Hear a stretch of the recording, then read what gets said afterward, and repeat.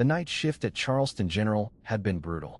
Nora Whitaker stood in the break room, her back against the cold tile wall, staring at the half-empty cup of coffee that had gone lukewarm an hour ago. Her scrubs were stained with a mixture of antiseptic and something darker, blood from a multi-vehicle collision on I-64 that had come in at 10:47 p.m. and kept the trauma team running until nearly 2 a.m. 3 fatalities, 2 critical, 1 child with a broken pelvis who kept asking for her mother even though her mother had been decapitated in the passenger seat. Nora had seen worse.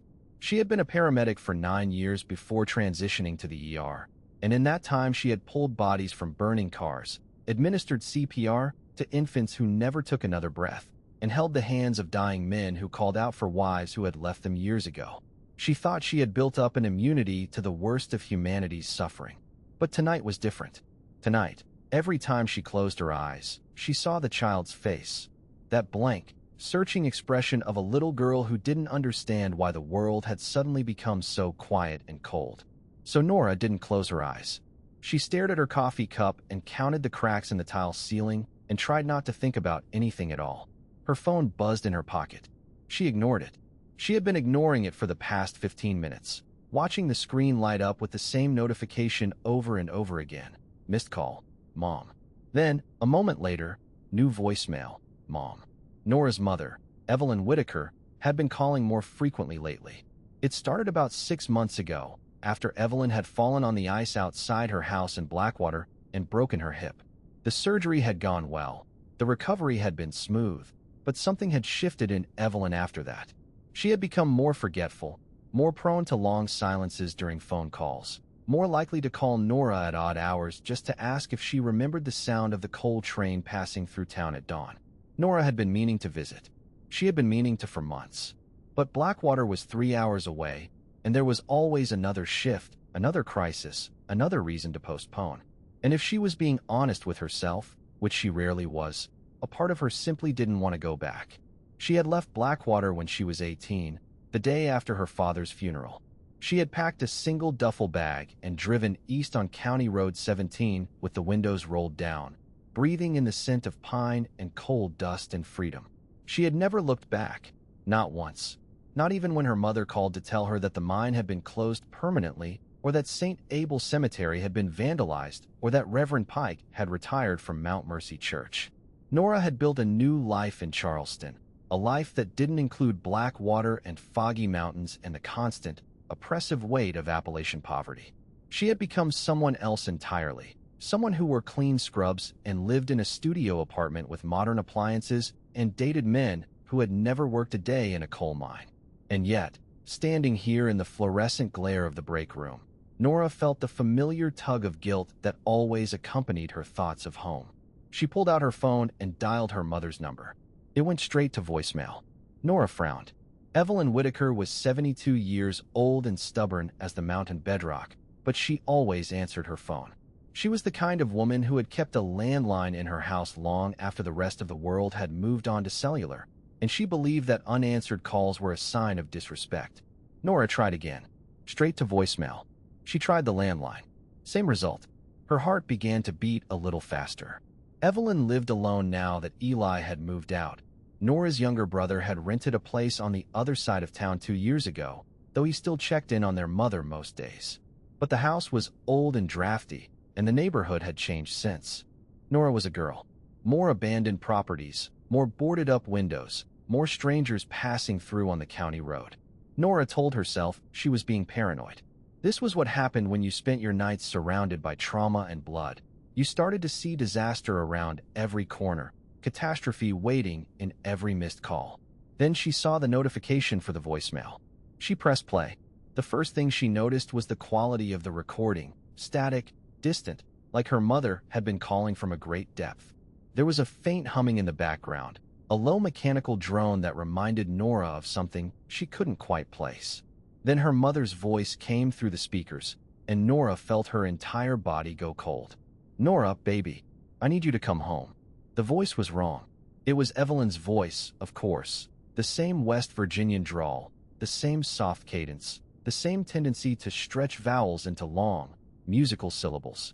But there was something beneath it, something that made the hairs on the back of Nora's neck stand on end. Her mother sounded afraid. Not the kind of afraid that comes from a fall or a medical scare or a car breaking down on the side of the road. This was something deeper, something primal. This was the voice of a woman who had looked into the void and seen it looking back. "Nora, your father came home last night." The words hung in the air like smoke. Nora stopped breathing. Her father, Thomas Whitaker, had been dead for 32 years. He had died in the Harlan No. 6 mine explosion on November 12, 1987, along with 41 other men. His body had been recovered 3 days later, crushed beyond recognition, and buried in St. Abel's Cemetery on a gray, rain-soaked morning that Nora remembered with painful clarity. She had been 9 years old. She had stood at the graveside in a black dress that was too small for her, holding her mother's hand while Reverend Pike recited the 23rd Psalm over a casket that had been lowered into mud so thick it almost swallowed the ropes. She had watched the earth cover her father's body and felt nothing but a vast, hollow emptiness where her heart used to be.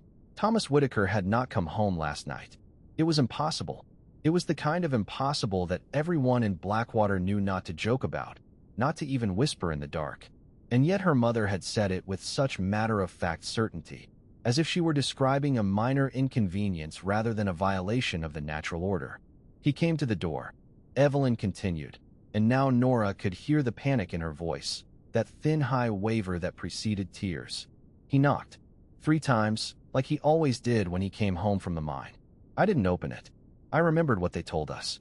But he kept calling my name, Nora, over and over. He sounded so cold. The background humming grew louder, more distinct. It wasn't the mechanical drone Nora had initially assumed. It was something else, a chorus of voices, dozens of them, speaking in low, overlapping murmurs that she couldn't quite decipher. She turned up the volume, pressing the phone so hard against her ear that it hurt. "It's not just your father," her mother said. "It's all of them, Nora. All the men from the mine. And some of the others, too. The ones from the old church, the ones from the chemical plant. They're coming back. They're coming home." I think a pause. Then, in the background, Nora heard something that made her blood freeze. A knock. Slow, deliberate, heavy.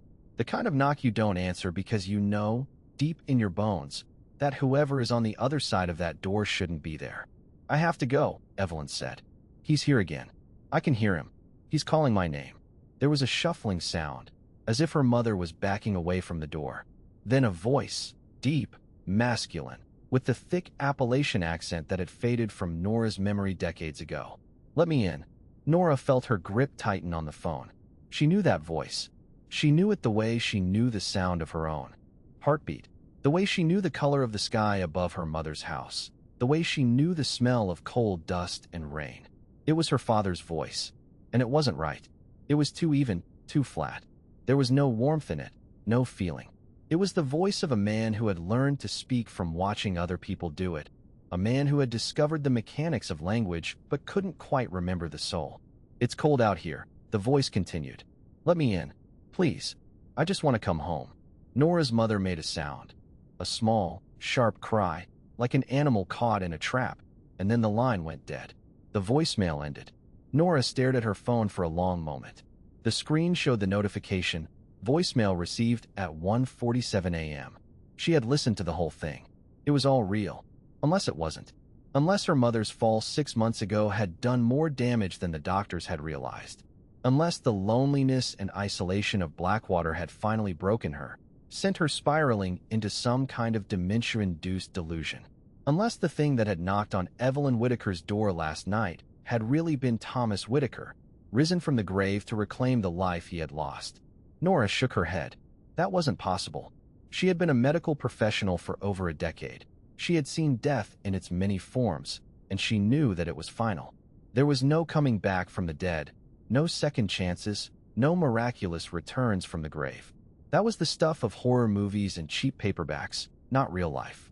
And yet the voice in the background of that voicemail had been unmistakable. It had been her father's voice.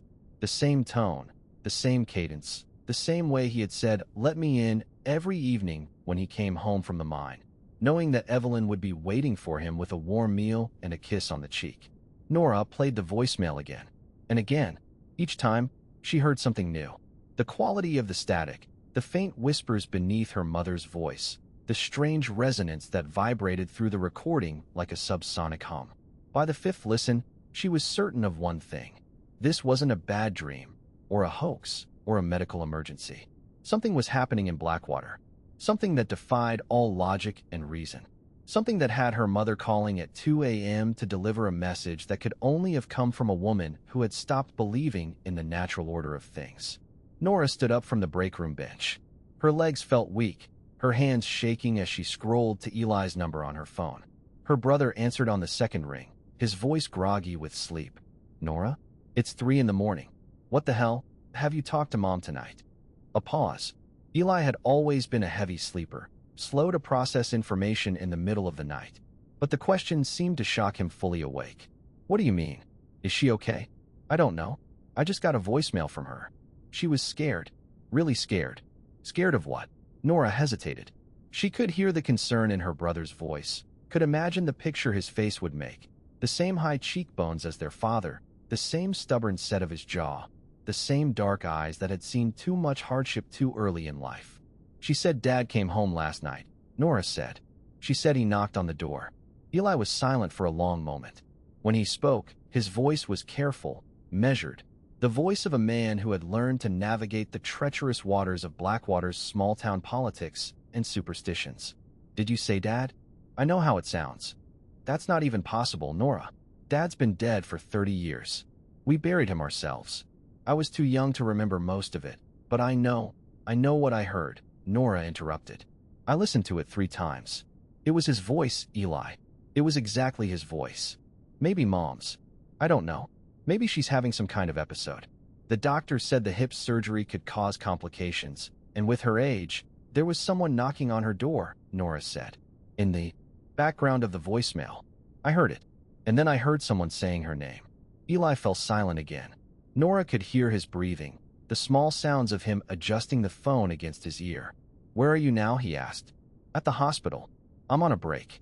Don't go back to work. Come home." "I can't just," she called you, Nora. That means she was scared enough to reach out to you, after everything.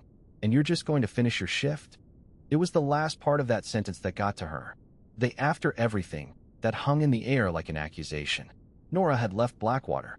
She had left her mother and her brother and the town that had raised her, and she had never looked back. She had visited at Christmas, sometimes, and called on birthdays, but she had never really gone home. She had never really been part of the life that continued to unfold on the other side of the Appalachian Mountains. And now her mother was calling her at 2 a.m., terrified out of her mind, and Nora was standing in a hospital break room, trying to decide whether to finish her shift. "Okay," she said.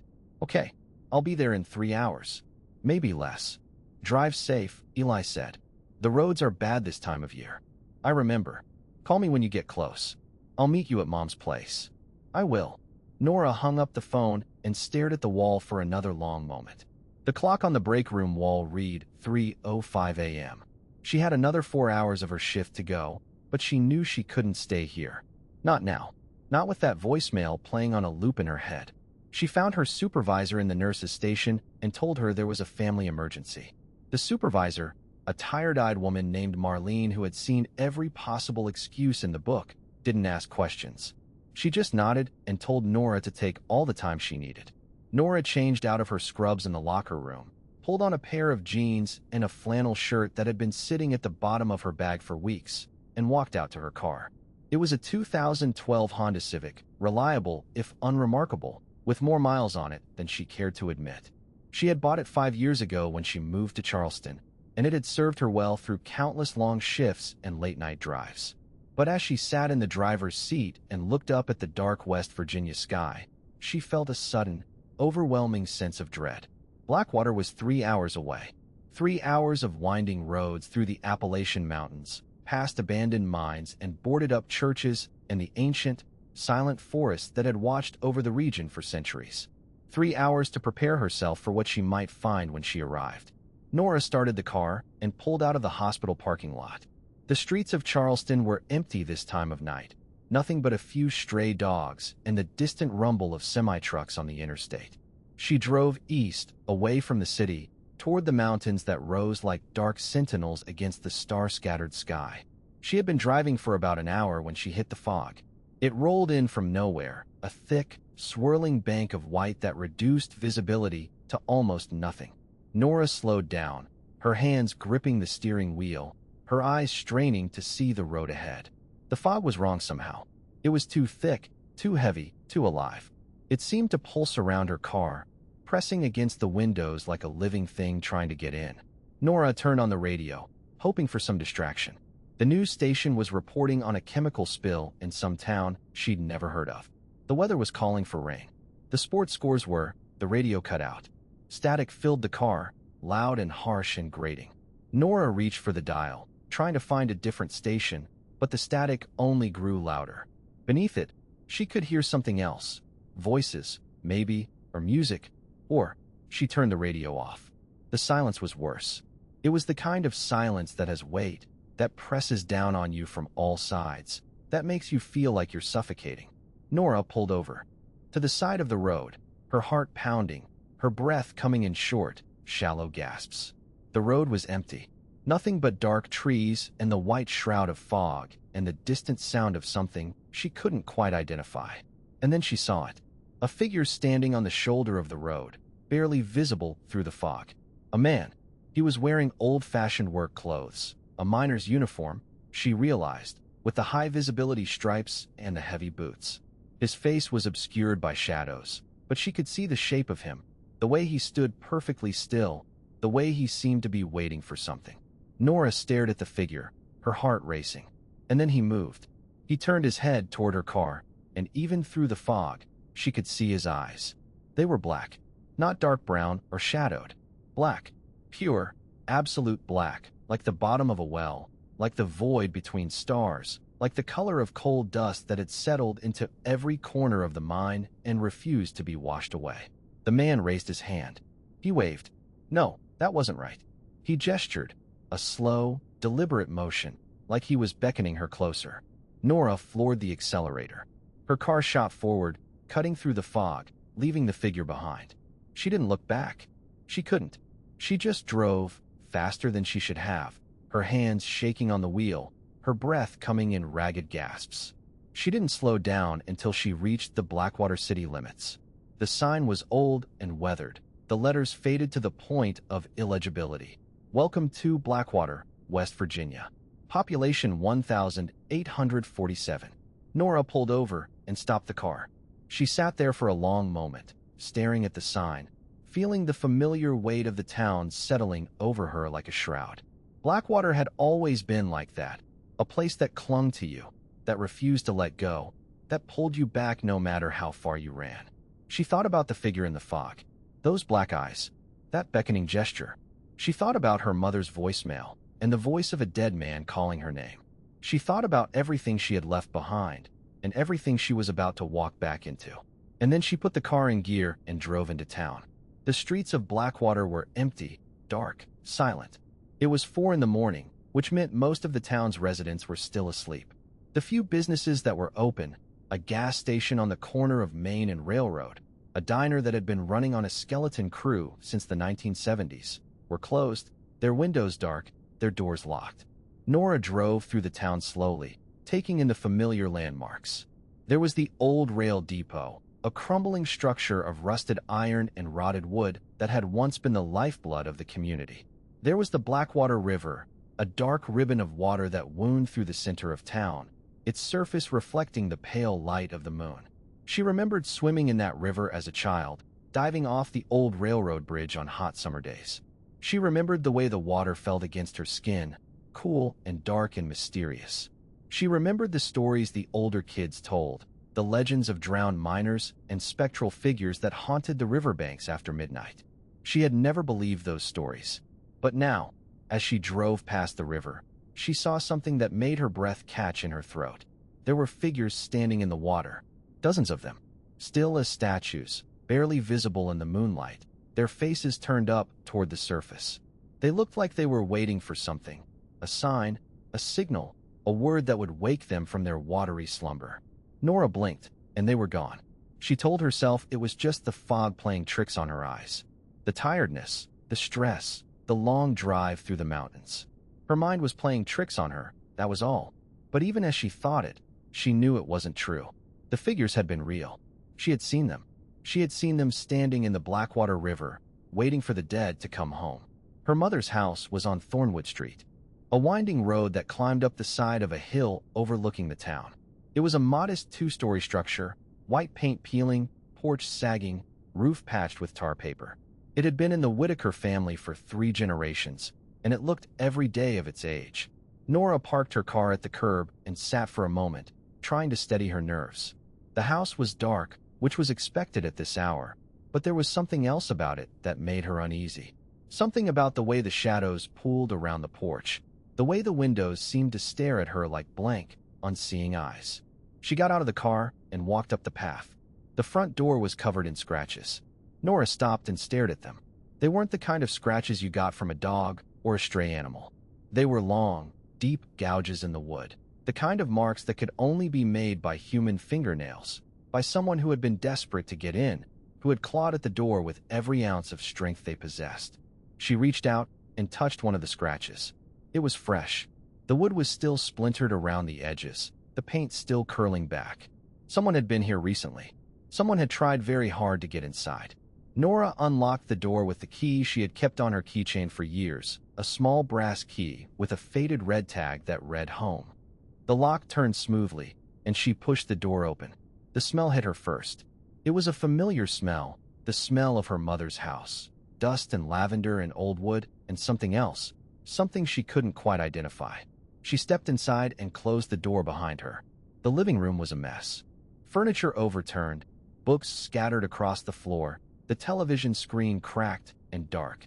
A cup of tea sat on the coffee table, its contents cold and scummed with a film of white. Nora walked through the house slowly, taking it all in. The chaos, the disarray, the evidence that something terrible had happened here, something that had left her mother so terrified that she had fled into the night. She found the photos on the mantelpiece, all of them turned face down. Nora picked one up. It was a family portrait taken years ago, her mother and father, young and smiling, with Nora and Eli as small children in their laps. The glass was cracked, and there was a dark smear across it that looked like mud. She turned it over. There was a message written on the back, in her mother's familiar handwriting. The dead remember. They remember everything. They remember who we were, and they want to take it back. Nora felt the world tilt around her. She sat down heavily on the sofa, the photo clutched in her hands, trying to make sense of what she was seeing. It was impossible. Everything about this was impossible. Her father had been dead for 32 years. He couldn't have come home. He couldn't have knocked on the door. He couldn't have, and yet. Nora remembered the voices in the background of her mother's voicemail. She remembered the figure on the side of the road, those black eyes that had looked right through her. She remembered the figures standing in the river, waiting for the dead to rise. She remembered the way the scratch marks on the front door had looked so fresh, so desperate, so human. Something was happening in Blackwater, something that defied all logic and reason. And somewhere out there, her mother was hiding from it. Nora pulled out her phone and dialed Eli's number. It went straight to voicemail. She left a message. "I'm at Mom's house. She's not here. Something's happened. I need you to meet me." She stopped. There was a sound at the front door. Nora spun around, her heart hammering in her chest. The door was still closed, still locked. But she could hear something on the other side, something that made her blood run cold. Slow, deliberate, heavy. The same knock she had heard on her mother's voicemail. Nora backed away from the door, her eyes fixed on the dark wood. She felt her hands trembling, her breath catching in her throat. Another knock, and then a voice. Nora. It was her father's voice. She would recognize it anywhere. That deep Appalachian drawl, the warmth and strength of it, the way he used to call her name when he came home from the mine. But there was something wrong with it. Something hollow, something empty, something that wasn't quite human. "Nora, it's cold out here. Let me in." Nora stood in the middle of her mother's living room, surrounded by chaos and confusion, staring at the front door like it was the gateway to hell. And she made a decision. She would not open that door, no matter what happened, no matter how much the voice on the other side sounded like her father, no matter how much she wanted to believe that he had somehow returned from the dead to see her one last time. "Nora, please." The voice was fading now, growing fainter, more distant. "Let me in." And then it was gone. Nora stood in the darkness, breathing hard, her body trembling with a fear she hadn't felt since she was a child, hiding under her covers from the monsters in the closet. But this time, the monster was real, and it was standing on her mother's front porch, calling her name. She didn't sleep that night. She sat in the corner of the living room with her back against the wall, staring at the door, waiting for the knocking to return. But it didn't. The house remained silent, the only sound the faint whisper of wind through the trees and the distant hoot of an owl. When dawn finally broke, Nora ventured outside. The front porch was empty. No sign of her father, no sign of anyone. But there, on the welcome mat, was something that made her blood run cold. A lump of coal. It was dark and glossy, the kind of coal that had come from the Harlan No. 6 mine. It sat in the middle of the mat like an offering, like a message, like a promise. Nora picked it up. It was cold, colder than it should have been, colder than anything she had ever touched. And as she held it in her hand, she heard the faintest whisper, so soft she almost missed it. "We're waiting."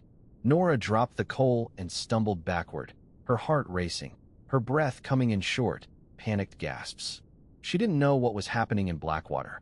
She didn't know what had come back from the dead, or why, or how to stop it. But she knew one thing for certain. The dead were walking, and they wanted to come home. Nora's mother had always been a creature of habit. Evelyn Whitaker was the kind of woman who woke at precisely 5:30 a.m. every morning, made a pot of coffee, and sat at the kitchen window to watch the sun rise over the mountains. She had done this every day for as long as Nora could remember, through snowstorms and heat waves, through the boom times and the busts, through the years when Thomas was alive and the years after he was gone. It was a ritual, a touchstone, a way of holding onto normalcy in a town that had long since lost any claim to the concept. So when Nora drove past the house again at 6 a.m. and saw that the kitchen window was dark, she knew something was deeply, irrevocably wrong. She circled the block 3 times, her eyes scanning the street for any sign of her mother. The houses on Thornwood Street were quiet, the lawns overgrown, the cars in the driveways coated with a thin layer of morning frost. It looked like any other small Appalachian town at dawn, sleepy, peaceful, untouched by the horrors that had descended upon it the night before. But Nora knew better now. She had seen the scratches on the door, the chaos in the living room, the lump of coal that had appeared on the welcome mat like a calling card from the dead. She had heard her father's voice calling her name from the other side of the door, and she knew, with a certainty that defied all logic, that her mother was not coming back to this house. Not ever. She pulled her car to the curb and turned off the engine. The silence that descended was immediate and oppressive, the kind of silence that only exists in small towns where everyone knows everyone else's business and no one wants to talk about the dark things that happen in the night. Nora got out of the car and walked back to her mother's house. The front door was still closed, still locked, but the scratches on the wood seemed deeper in the harsh light of morning, more desperate. She pushed the door open and stepped inside. The living room was still a wreck. The overturned furniture, the scattered books, the cracked television screen. Nora walked through the chaos, her footsteps echoing on the hardwood floor, and tried to imagine what had happened here. Her mother had been home when the knocking started. She had called Nora, left that voicemail, and then something had happened. Something that had driven her out of the house, out into the night, out into the darkness that had settled over Blackwater like a shroud. But where had she gone? Nora searched the house from top to bottom. She checked the bedrooms, the bathroom, the basement. She looked in the closets and the cabinets, under the beds, and behind the furniture. There was no sign of her mother anywhere, no note, no message, no indication of where she might have gone. But there was something else. In the kitchen, Nora found a photograph that hadn't been there before. It was an old picture, black and white, showing a group of men standing outside the entrance to a mine. The men were covered in coal dust, their faces smudged and tired, but they were smiling, the kind of smiles that come from a hard day's work and the knowledge that you've done something important. Nora recognized some of the faces. There was her father, Thomas, standing in the back row with his arm around another man she didn't recognize. There was Isaiah Bell, the foreman, his face half hidden by shadow. There was a young man with a scar on his cheek, a teenager really, who looked like he was trying to be brave. And there, in the front row, was the man from the side of the road. The man with the black eyes. Nora stared at the photograph, her heart pounding. She knew that face now, the way it had looked at her through the fog, the way it had beckoned her closer. The features were the same. The angular jaw, the deep-set eyes, the mouth that was just slightly too wide. But in the photograph, the man's eyes were normal. They were dark, yes, but not black. They looked like the eyes of a living person, not like the void that had stared at her from the side of the road. She turned the photograph over. There was writing on the back, the same handwriting as before. They remember everything. Nora set the photograph down on the kitchen counter and tried to think. Her mother was missing. Her father's voice had been heard on a voicemail, and the man from the photograph had appeared on the side of the road with eyes as black as coal. Something was happening in Blackwater, something that had been building for decades, something that had finally come to a head. She needed help. She needed to find her brother. Eli Whitaker lived on the other side of town, in a small apartment above the hardware store that had been closed since 1998. The building was old and creaky, the stairs covered in a thin layer of dust, the windows grimy and cracked. But it was home to him, and Nora had to admit that it suited him perfectly. Eli had always been the outsider in the family, the one who didn't quite fit in. While Nora had escaped to the city and pursued a career in medicine, Eli had stayed in Blackwater, working odd jobs and living on the margins of the town's society. He had never married, never left, never seemed to want to leave. He was content to exist on the edges, to watch the world go by, without ever fully participating in it. But he had also been the one to stay close to their mother, the one to check on her every day, the one to keep an eye on the strange things that happened in Blackwater when the sun went down. Nora climbed the creaky stairs to Eli's apartment and knocked on the door. There was no answer. She knocked again, harder this time, and still nothing. She tried the door. It was unlocked. She pushed it open and stepped inside. The apartment was small and cluttered, filled with the kind of detritus that accumulates when you live alone for years. Books and papers stacked on every surface, half-empty coffee cups on the windowsill, clothes draped over the back of a chair. But there was something else, too. Something that made Nora's breath catch in her throat. There were photographs everywhere. Dozens of them, taped to the walls, spread across the floor, pinned to the curtains. Photographs of the mine, of the dead men, of the town's dark history. Photographs of people Nora had never met, whose names she didn't know, whose faces were frozen in time like ghosts waiting to be released. And in the center of it all, on a small table pushed against the wall, was a map. It was a map of Blackwater and the surrounding area, with marks in red pen scattered across it like bloodstains. There were annotations in Eli's handwriting, cryptic and brief. Here, saw him at 2 a.m. Or, they come from the river. Or, they always knock 3 times. Nora stared at the map, trying to make sense of it. The marks seemed to follow a pattern, a progression from the mine in the hills down to the town itself, spreading out like a disease through the streets and houses and churches. She thought about the figures in the river, the creatures that had stood motionless in the black water, waiting. She thought about the man with the coal-black eyes, the way he had appeared on the side of the road and beckoned her closer. She thought about her mother's voicemail and the cold, hollow sound of her father's voice. And she knew, with a certainty that made her skin prickle, that the map was a record of something terrible, something that had been happening in Blackwater for a long, long time. She pulled out her phone and called Eli again. This time, he answered. Nora. His voice was groggy, confused. What time is it? It's almost 7. I'm at your apartment. My what? Why are you? There's something going on in Blackwater, Eli. Mom called me last night. She said Dad came home. Silence. Nora, you're not making any sense. I know he's been dead. But she heard his voice. She said he knocked on the door. And when I got here, the house was a wreck. There were scratches on the door. And there was this. She paused, trying to find the words. There was coal on the welcome mat. And I saw something, Eli, on the side of the road. A man in a miner's uniform. His eyes were completely black. Eli was quiet for a long moment. When he spoke, his voice was different, softer, more hesitant, like he was trying to decide how much to say.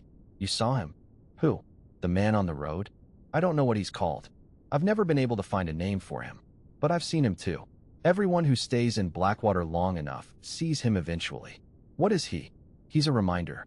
A warning. He tells you that this place belongs to the dead, and that the living are only visiting. Nora felt a chill run down her spine. She looked around the apartment again, at the photographs and the map and the evidence of her brother's obsession with the dark history of their hometown. How long have you known about this? Known about what? Nora's mother slept on the drive back to town, her head resting against the window, her breathing slow and shallow. Nora drove in silence, her mind racing with everything she had learned in the mine. Her father had been alive down there. He had been alive for 3 days, waiting for rescue that never came. He had been buried alive by the company, sealed in the darkness to die, forgotten and alone. And now he was back. No, that wasn't right. He was the same person he had always been. The father who had loved her, the husband who had adored his wife, the man who had worked his whole life to provide for his family. But he had been twisted, corrupted by the darkness that had consumed him in his final hours. He was a ghost, a revenant, a creature of the dead, and he wanted to come home. Evelyn didn't want to go back to the house. She was afraid of the knocking, afraid of hearing Thomas's voice again, afraid of what might happen if she let him in. She asked Nora to take her to Eli's apartment, to a place where the dead couldn't follow. Nora agreed. She helped her mother up the stairs to Eli's apartment, then sat with her on the small sofa in the living room, holding her hand, trying to calm her down. "It's okay," Nora said. "You're safe now. We're not going to let anything happen to you." "Your father used to say that," Evelyn said. "He used to tell me I was safe. He used to tell me nothing could hurt me. And then he died, and everything fell apart. We're going to figure this out, Mom. We're going to find a way to stop them." "I don't think you can stop them, Nora. I don't think you can stop something that's already dead." Nora spent the next few hours going through Eli's notes, trying to piece together what he had discovered about the dead and the mine. The apartment was cluttered with research, newspaper clippings, photographs, handwritten notes that covered every inch of the walls and floor. The story was more complicated than she had initially thought. The 1987 mine explosion was just one chapter in a much longer history. Blackwater had been built on the bones of the dead, a town that had grown out of the coal-rich hills by exploiting the labor of men who were paid barely enough to survive. The logging camps in the 1800s had been brutal, with dozens of men dying in accidents that were never fully investigated.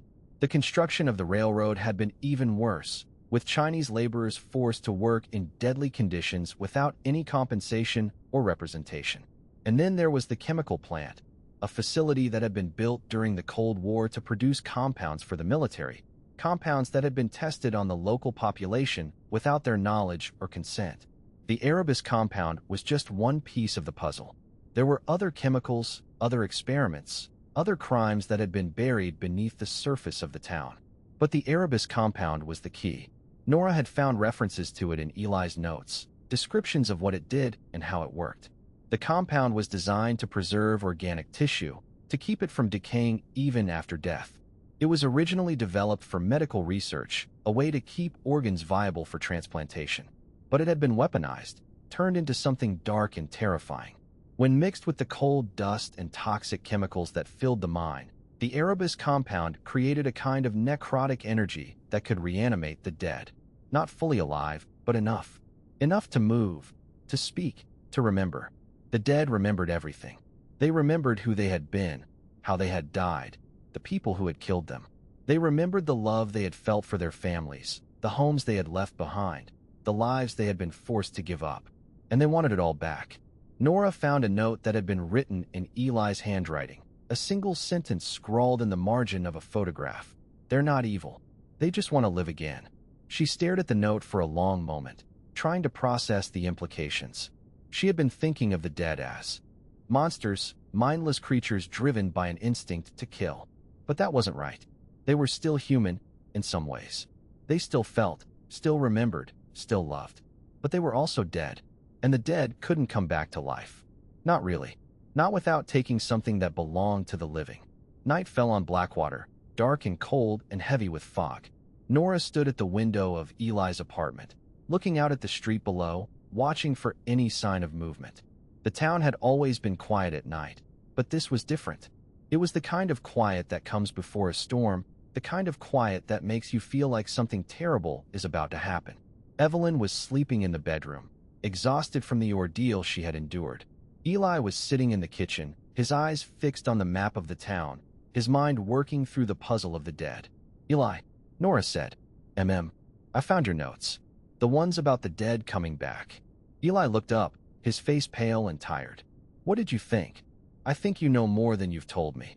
Eli sighed, running his hand through his hair. "I've been investigating this for years, Nora. Ever since I saw Dad standing outside the house one night. I was 17. I had come home late from a party, and there he was, standing on the lawn, looking at the window. I thought I was dreaming. I walked up to him, and he turned to look at me. I could see the face, but it wasn't the same. It was like a mask, like someone had painted a face onto a mannequin." "What did he say?" "He said my name. He said, 'Eli, I'm cold. Let me in.'" Eli paused, his voice cracking. "I almost did it. I reached for the door handle. But then I remembered what Mom had always told me. Don't open the door for the dead, no matter how much they sound like someone you love." Nora felt a chill run down her spine. "That's why you stayed in Blackwater?" "Yes. I couldn't leave. Not while this was happening. Not while there was a chance I could find a way to stop it." "And have you?" Eli shook his head. "No. I've been trying for 8 years, and I've found nothing. The dead keep coming back. They keep knocking on doors and calling out names. And eventually, someone always gives in. Someone always opens the door. And then what happens?" Eli's face was grim. "Then they become one of them." Later that night, Nora heard the knocking. It started softly, like someone tapping on the door with their knuckles. She ignored it at first, telling herself it was just the wind. But it grew louder, more insistent, a rhythm that reminded her of a heartbeat. She walked to the door and looked through the peephole. Her father was standing on the other side. He looked exactly as he had in the photograph, the one taken before the mine explosion. His face was pale and gaunt, his eyes dark and hollow. He was wearing the same clothes he had worn on the day he died, a miner's uniform covered in cold dust. And he was smiling. Not a happy smile, but a smile of desperation, a smile that said he knew what he was doing was wrong, but couldn't stop himself. "Nora," he said, "let me in." Nora's hand moved to the door handle. She could feel the cold metal beneath her fingers, the weight of the lock that stood between her and the thing on the other side. "Don't do it." It was Eli's voice, coming from behind her. He had appeared in the hallway, his face pale and determined. "Don't open the door." "But he's dead, Nora." "That's not Dad. It just looks like him." Nora stared at the door, at the silhouette of her father's form, at the memory of a man who had been dead for 32 years. "Let me in," the voice said again. "Please. It's cold out here." Nora thought about her father, the real father, the one who had died in the mine. She thought about his love for her, his sacrifice, his commitment to his family. She thought about how much she had missed him over the years, how much she had wished he could have been there for her and Eli. And she realized that this was the point. The dead didn't just want to come home. They wanted to be remembered. They wanted to be loved again. But they couldn't be. Not like this. "No," Nora said, her voice quiet but firm. "Let me in." "I can't." "You can. Dad, I love you. I always will. But you can't come back. Not like this." The silence that followed was deafening. Nora stood in the hallway, her hand still on the door handle, her heart pounding in her chest. And then she heard something that made her blood run cold. "Very well," the voice said. "If you won't let me in, I'll find another way." Nora looked back through the peephole. Her father was gone, but the knocking continued. From inside the house, she spun around, her eyes scanning the hallway. The knocking was coming from the bedroom, the room where her mother was sleeping. "Eli, I heard it." They ran down the hallway, their feet pounding on the hardwood floor. The knocking was louder now, more insistent, a frantic rhythm that seemed to fill the entire apartment. Nora threw open the bedroom door. Her mother was sitting up in bed, her face pale and terrified. She was staring at the window, where something was tapping on the glass. "Nora, what is it?" The tapping continued. It was gentle at first, then more insistent, as if the thing on the other side of the glass was trying to break through. Nora walked to the window and looked out. Her father was standing on the fire escape, his face pressed against the glass, his eyes dark and hollow. "Let me in," he said. "Please. I don't have much time." "He's not going to stop," Eli said. "He's going to keep coming back until we let him in. Then we can't stay here. We can't leave either. He'll just follow us. Then we need to find a way to stop him. Permanently." Nora spent the next hour researching, looking through Eli's notes for any information about the dead and how to stop them. She found references to the Erebus compound, the chemical plant, the mine. She found stories about other towns that had experienced similar phenomena, towns in West Virginia and Kentucky and Pennsylvania, all of them built on the ruins of the coal industry. But she found something else, too, a pattern, a connection that had been hidden from view. In every town where the dead had come back, there had been a chemical plant, a plant that had manufactured compounds for the military, compounds that had been tested on the local population, a plant that had been built on the same geological formations, the same aquifers, the same underground rivers. The Erebus compound was just one part of a larger conspiracy. The chemicals that had been used to preserve the dead were the same chemicals that had been used to poison the living. This is bigger than Blackwater, Nora said. This is something that's been happening all over the Appalachians for decades. It doesn't matter, Eli said. What matters is stopping it here. How do we do that? Eli looked at the map of the town, at the marks that charted the spread of the dead. We have to go to the source. The mine. The chemical plant. That's where it all started. If we can destroy the Erebus compound, stop it from seeping into the groundwater, we can stop the dead from coming back. Nora looked at her brother, at the determination in his eyes. You're serious. I've never been more serious in my life. The Ravenwood chemical plant had been abandoned for 20 years, its buildings crumbling and overgrown, its equipment rusted and broken. It sat on the edge of town, at the end of a road that had been closed to the public for as long as anyone could remember. The fence around the plant was old and decayed, the wire rusted and sagging. It was easy to cut through it with a pair of pliers, easier still to slip through the gap and make their way across the overgrown grounds. The main building was a massive structure of concrete and steel, its windows boarded up, its doors sealed with chains and padlocks. Nora and Eli found a side entrance, a door that had been forced open long ago and never properly secured. They stepped inside. The smell hit them immediately, the smell of chemicals and decay. The smell of a place that had been left to rot. The interior was dark, the only light coming from the flashlights they carried with them. They made their way through the building, following the trail of old equipment and forgotten documents. They found the laboratories, the testing rooms, the storage areas. They found records of the experiments that had been conducted here, notes on the Erebus compound and its effects on organic tissue. Here, Eli said, "This is it." He was standing in front of a large tank, the kind of tank that had once held the chemicals that had been used in the mine. The tank was empty now, its contents long since drained, but there was a label on the side that read, "Erebus compound, do not remove." "There's a valve at the bottom," Eli said. "If we open it, the remaining compound will drain into the sewer system. Then that's what we do.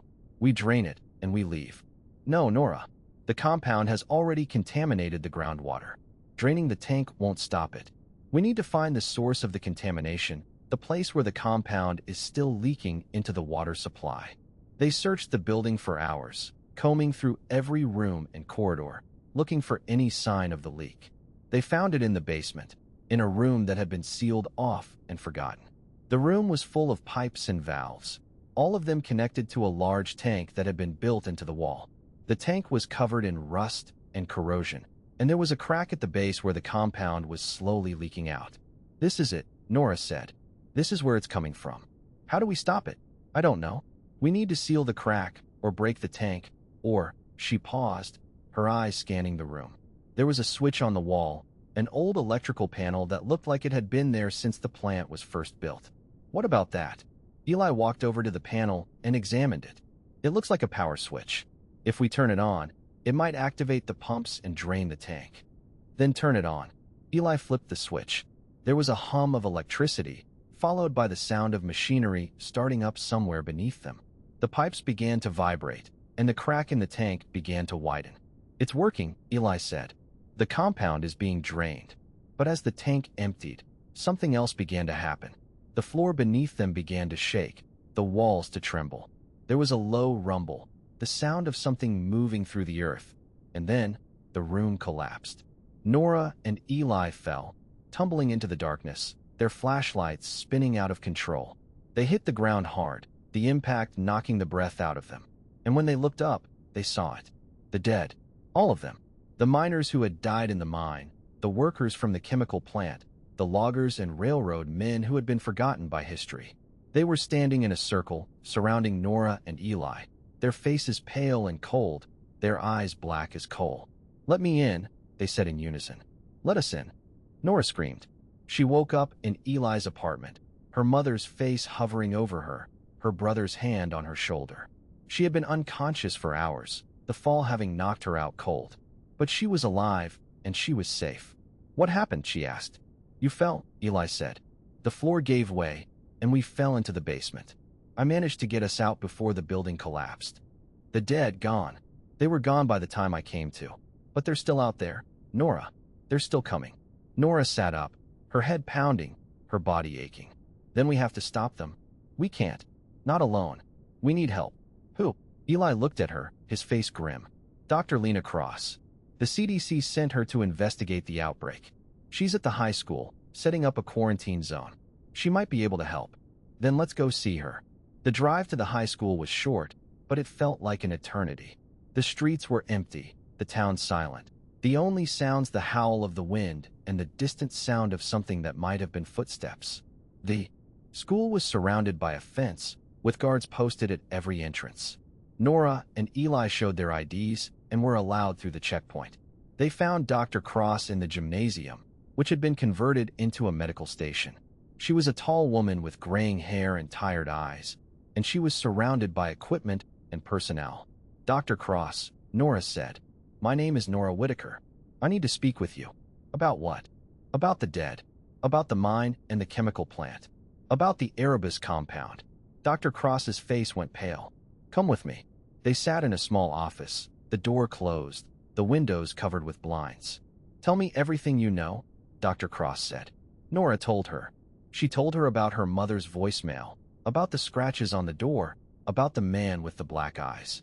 She told her about the mine, the chemical plant, the Erebus compound. She told her about the dead, about the way they knocked on doors and called out names, about the way they wouldn't stop until they had what they wanted. Dr. Cross listened in silence, her face unreadable.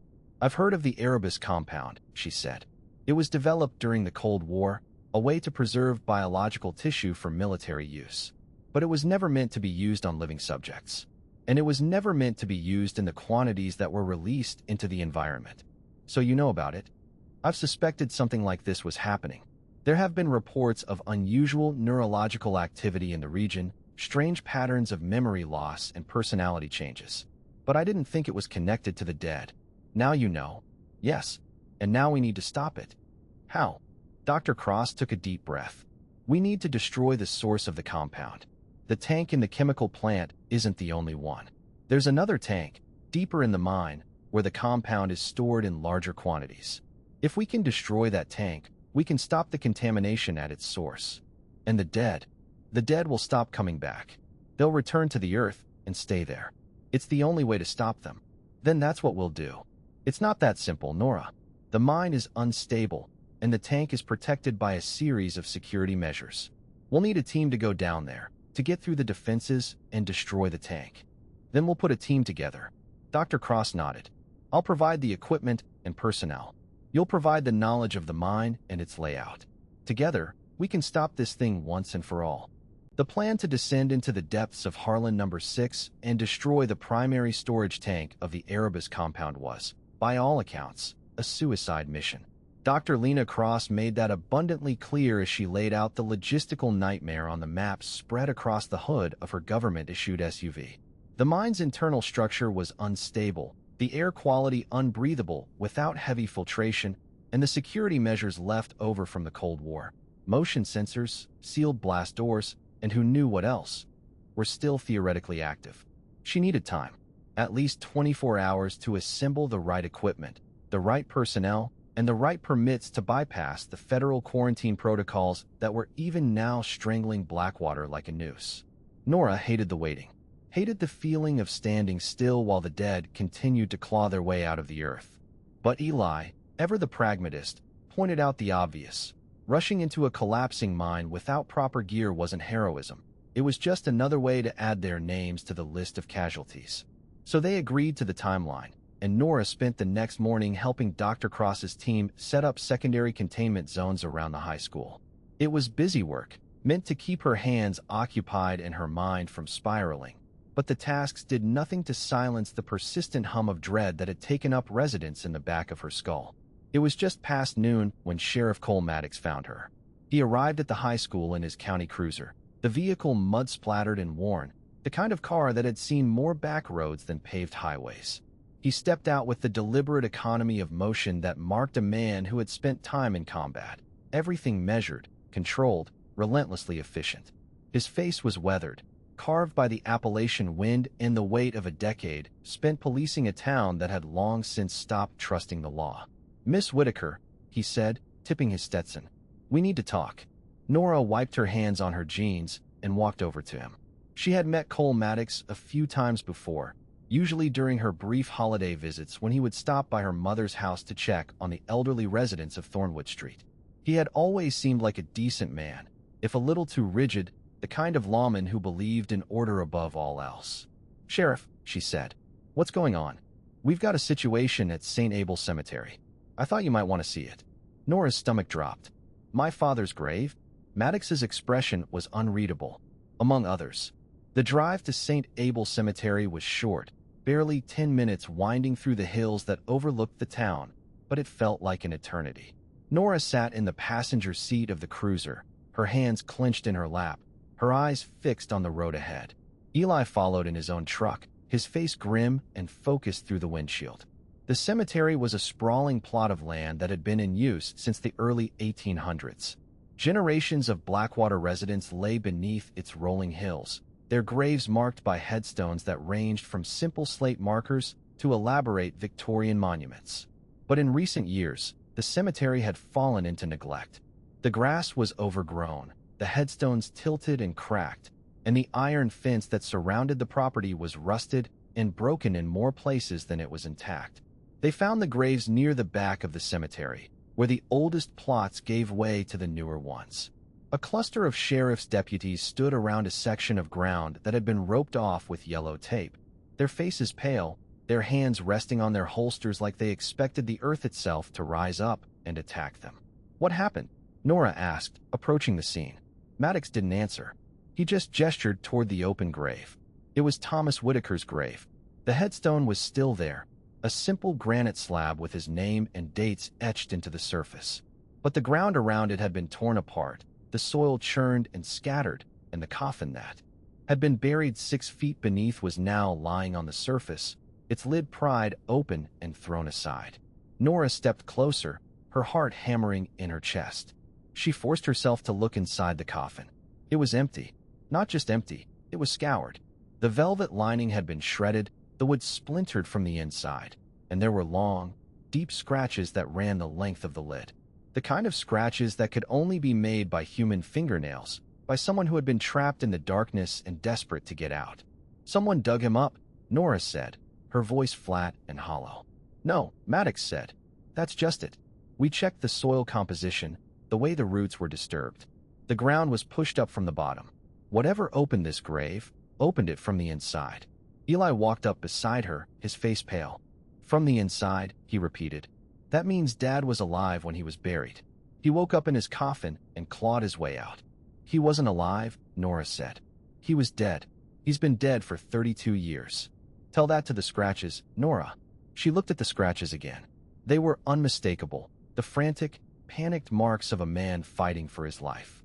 Her father had been trapped in the mine, sealed in with the dead, and then buried in a coffin that he had clawed his way out of. How long had he been down there? She wondered. How long had he been trapped in the dark, trying to come home? "We found something else," Maddox said. "Better follow me." They walked through the cemetery, past rows of headstones that tilted and leaned like drunken soldiers. The wind was picking up, cold and biting, and the sky was beginning to darken with clouds that promised rain. The deputies had cordoned off a section of the cemetery near the eastern fence, where the ground was marshy and soft. There were more graves here, more fresh graves, and they had all been disturbed in the same way. The earth broken from below, the coffins shattered, the contents gone. Nora counted 12 graves. 12 graves that had been opened from the inside. "Some of these are recent," Maddox said. "Old Mrs. Barrows was buried here just 2 weeks ago. Her daughter called us this morning, said she heard scratching under the floorboards of her house. We thought she was just losing her mind, grief-stricken and all. But when we came up here to check on the grave, he trailed off, shaking his head. This isn't just my father, Nora said. It's all of them. All the dead are coming back. We don't know that for sure, Maddox said. But there was a defensive edge to his voice, the practiced denial of a man who had been trained to ignore the supernatural. Look at the footprints, Sheriff. She pointed to the ground around the graves. The mud was churned and muddy, but there was a clear pattern, a trail of footprints that led away from the cemetery, down the hill, toward the town. And the footprints were not the kind that you would see from a grave robber. They were the footprints of bare feet, pale and bloodless, the kind of prints that would be left by a man who had just crawled out of his own coffin. Maddox followed her gaze, his face hard to read. Those prints go straight into the residential district, he said. Straight toward the houses. Toward the homes of the families who buried them, Nora said. The dead are going home, Sheriff. They're knocking on doors, calling out names, waiting for someone to let them in. Maddox was silent for a long moment. When he spoke, his voice was rough, strained. The voice of a man who had seen too much and was trying desperately to hold onto the last shreds of his sanity. I've lived in Blackwater my whole life, he said. I've heard the stories. The homecoming dead. The knocking at midnight. The legends my grandmother used to tell me. The ones she said had been passed down from her grandmother. I never believed them. I thought they were just fairy tales, ghost stories to scare children into staying home after dark. And now I'm standing in a cemetery full of empty graves, looking at footprints that lead back to town. He paused, his jaw tight. Tell me what's happening, Nora. Tell me what I'm supposed to do about it. Nora took a deep breath. She told him everything.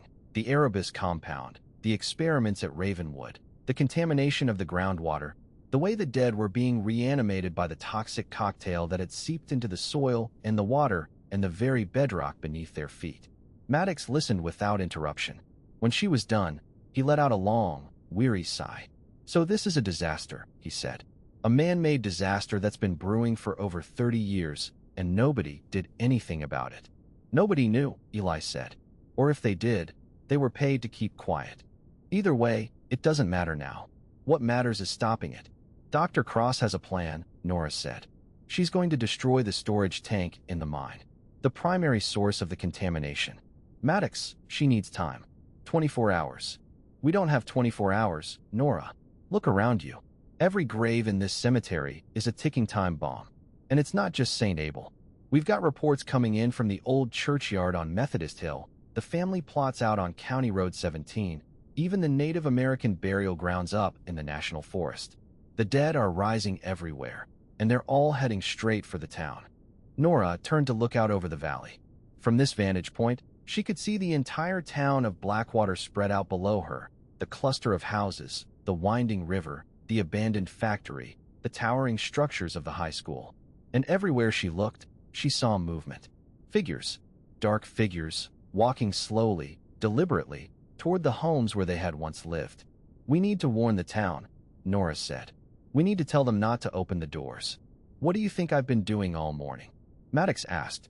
I've got deputies knocking on every door in Blackwater, telling people to stay inside, not to let anyone in, no matter who they sound like. But it's not working. People hear a familiar voice, see a familiar face, and they forget everything I told them. They open the door, and then, he stopped, his face twisting with pain. And then what, Sheriff? I've got 4 bodies already. For people who open their doors to their dead husbands, their dead wives, their dead children. They opened the door, and the dead came in, and now they're gone. Just like that. Nora felt a chill run down her spine. We need to speed up the timeline. I'll call Dr. Cross. Tell her we're moving in tonight, with or without her equipment. Sheriff, I'm not leaving my town to rot while we wait for government approval. We go in tonight. All of us. Nora and Eli spent the next few hours moving from house to house, reinforcing the warnings that Maddox's deputies had already delivered. It was exhausting, thankless work, the kind of work that involved repeated explanations, repeated reassurances, and repeated moments of heartbreak when a resident told them they had already heard the knocking and didn't believe it was anything to worry about. One woman, a widow named Martha Pyle, showed them the footage on her security camera. The image was grainy, black and white, but unmistakable.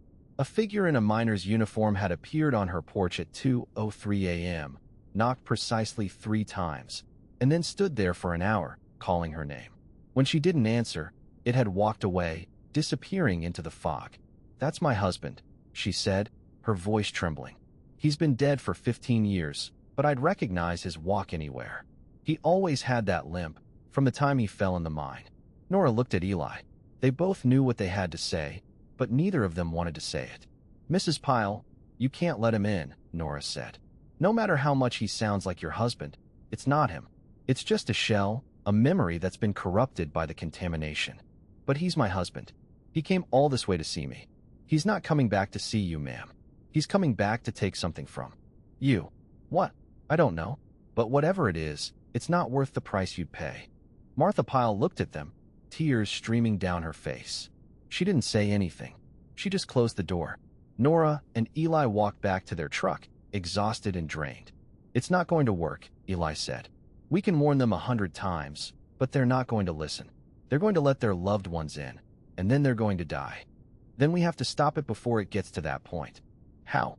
"We can't be everywhere at once. Then we'll go to the source. We'll destroy the tank tonight, even if it kills us." Eli looked at her, his face unreadable. "I don't want to die, Nora. Neither do I.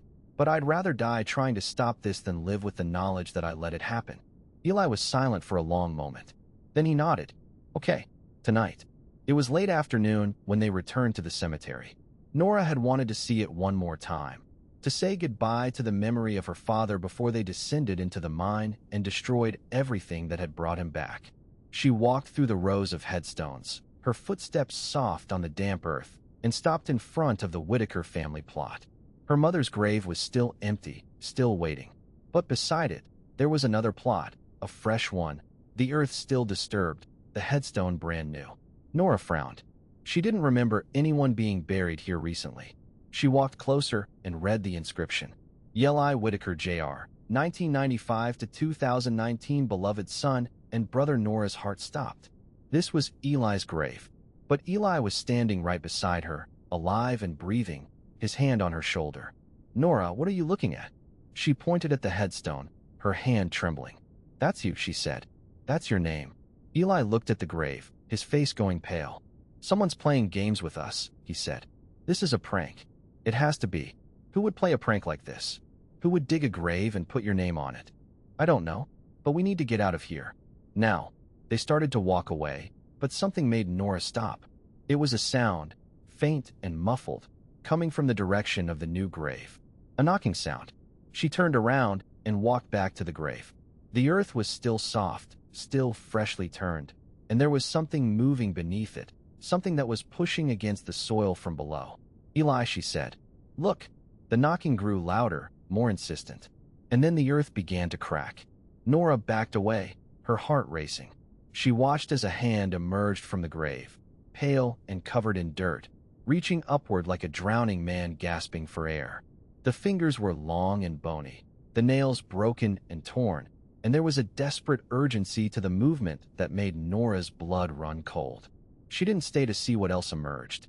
She turned and ran, Eli right behind her, their footsteps pounding on the gravel path that led to the gate. They reached the truck and jumped in, slamming the doors behind them.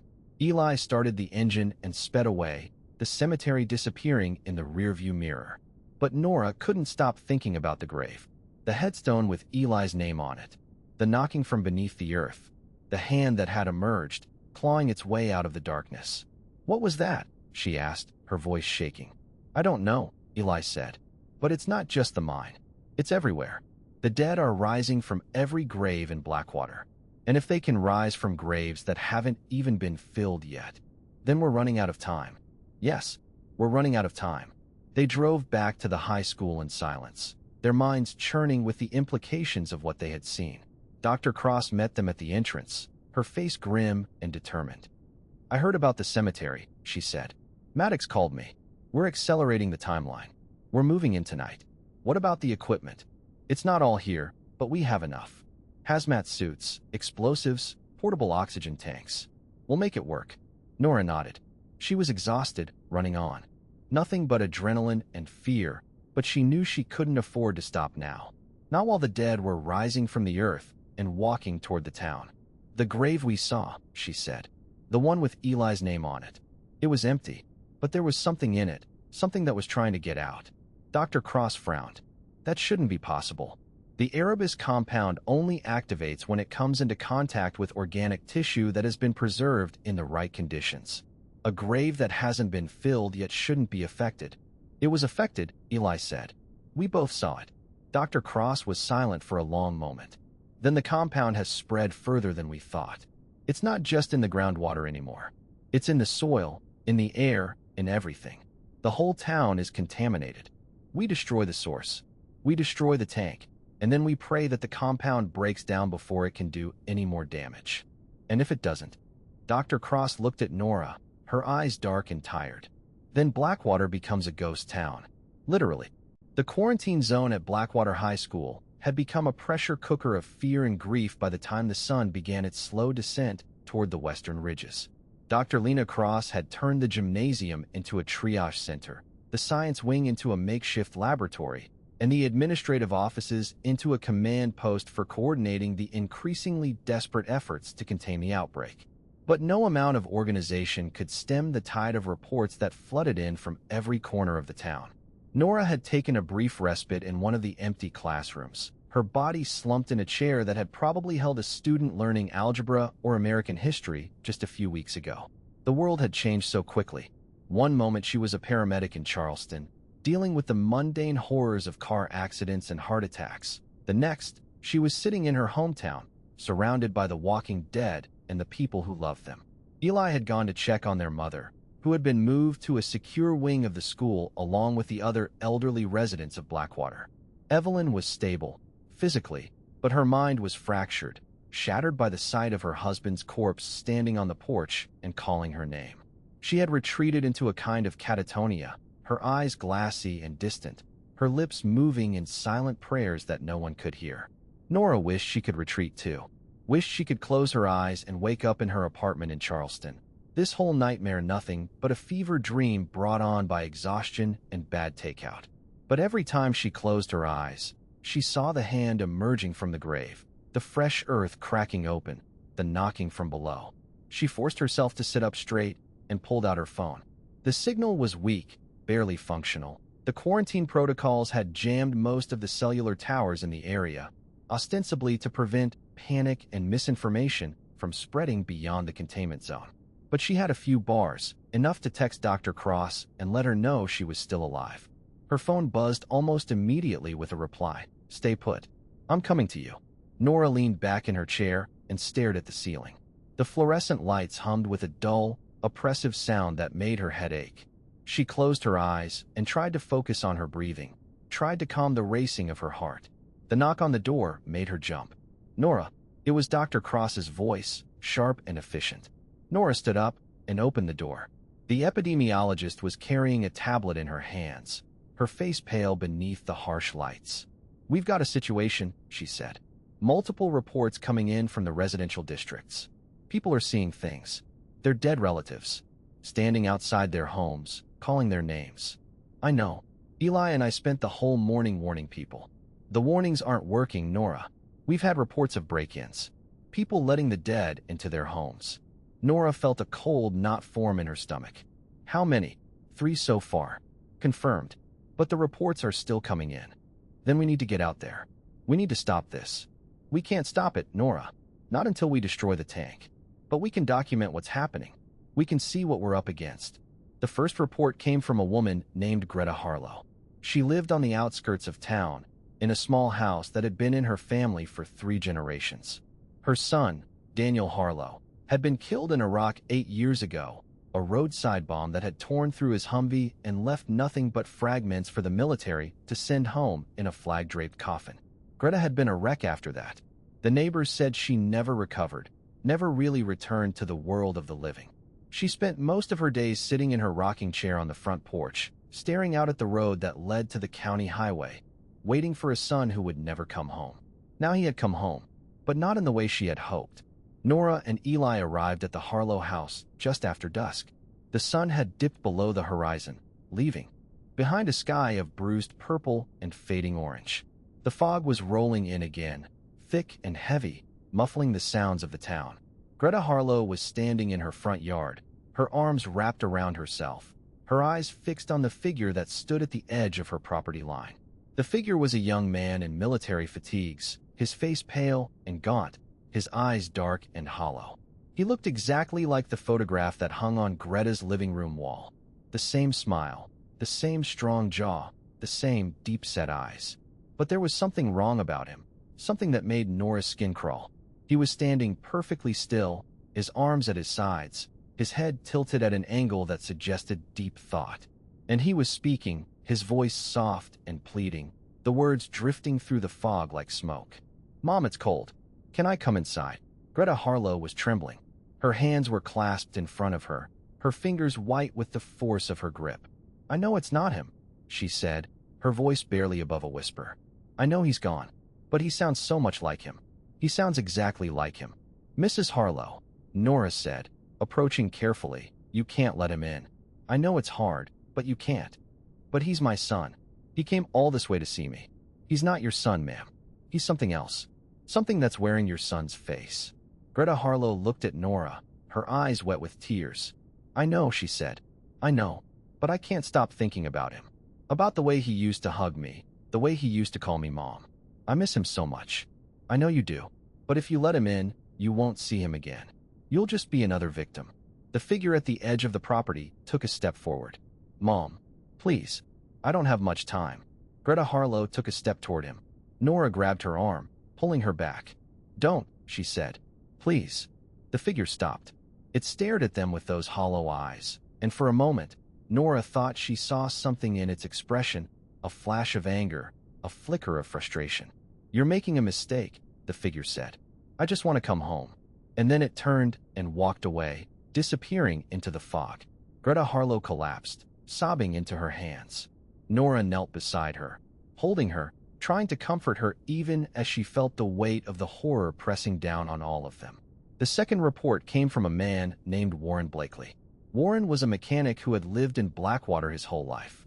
His wife, Linda, had died of cancer 3 years ago, a long and painful decline that had left Warren broken and alone.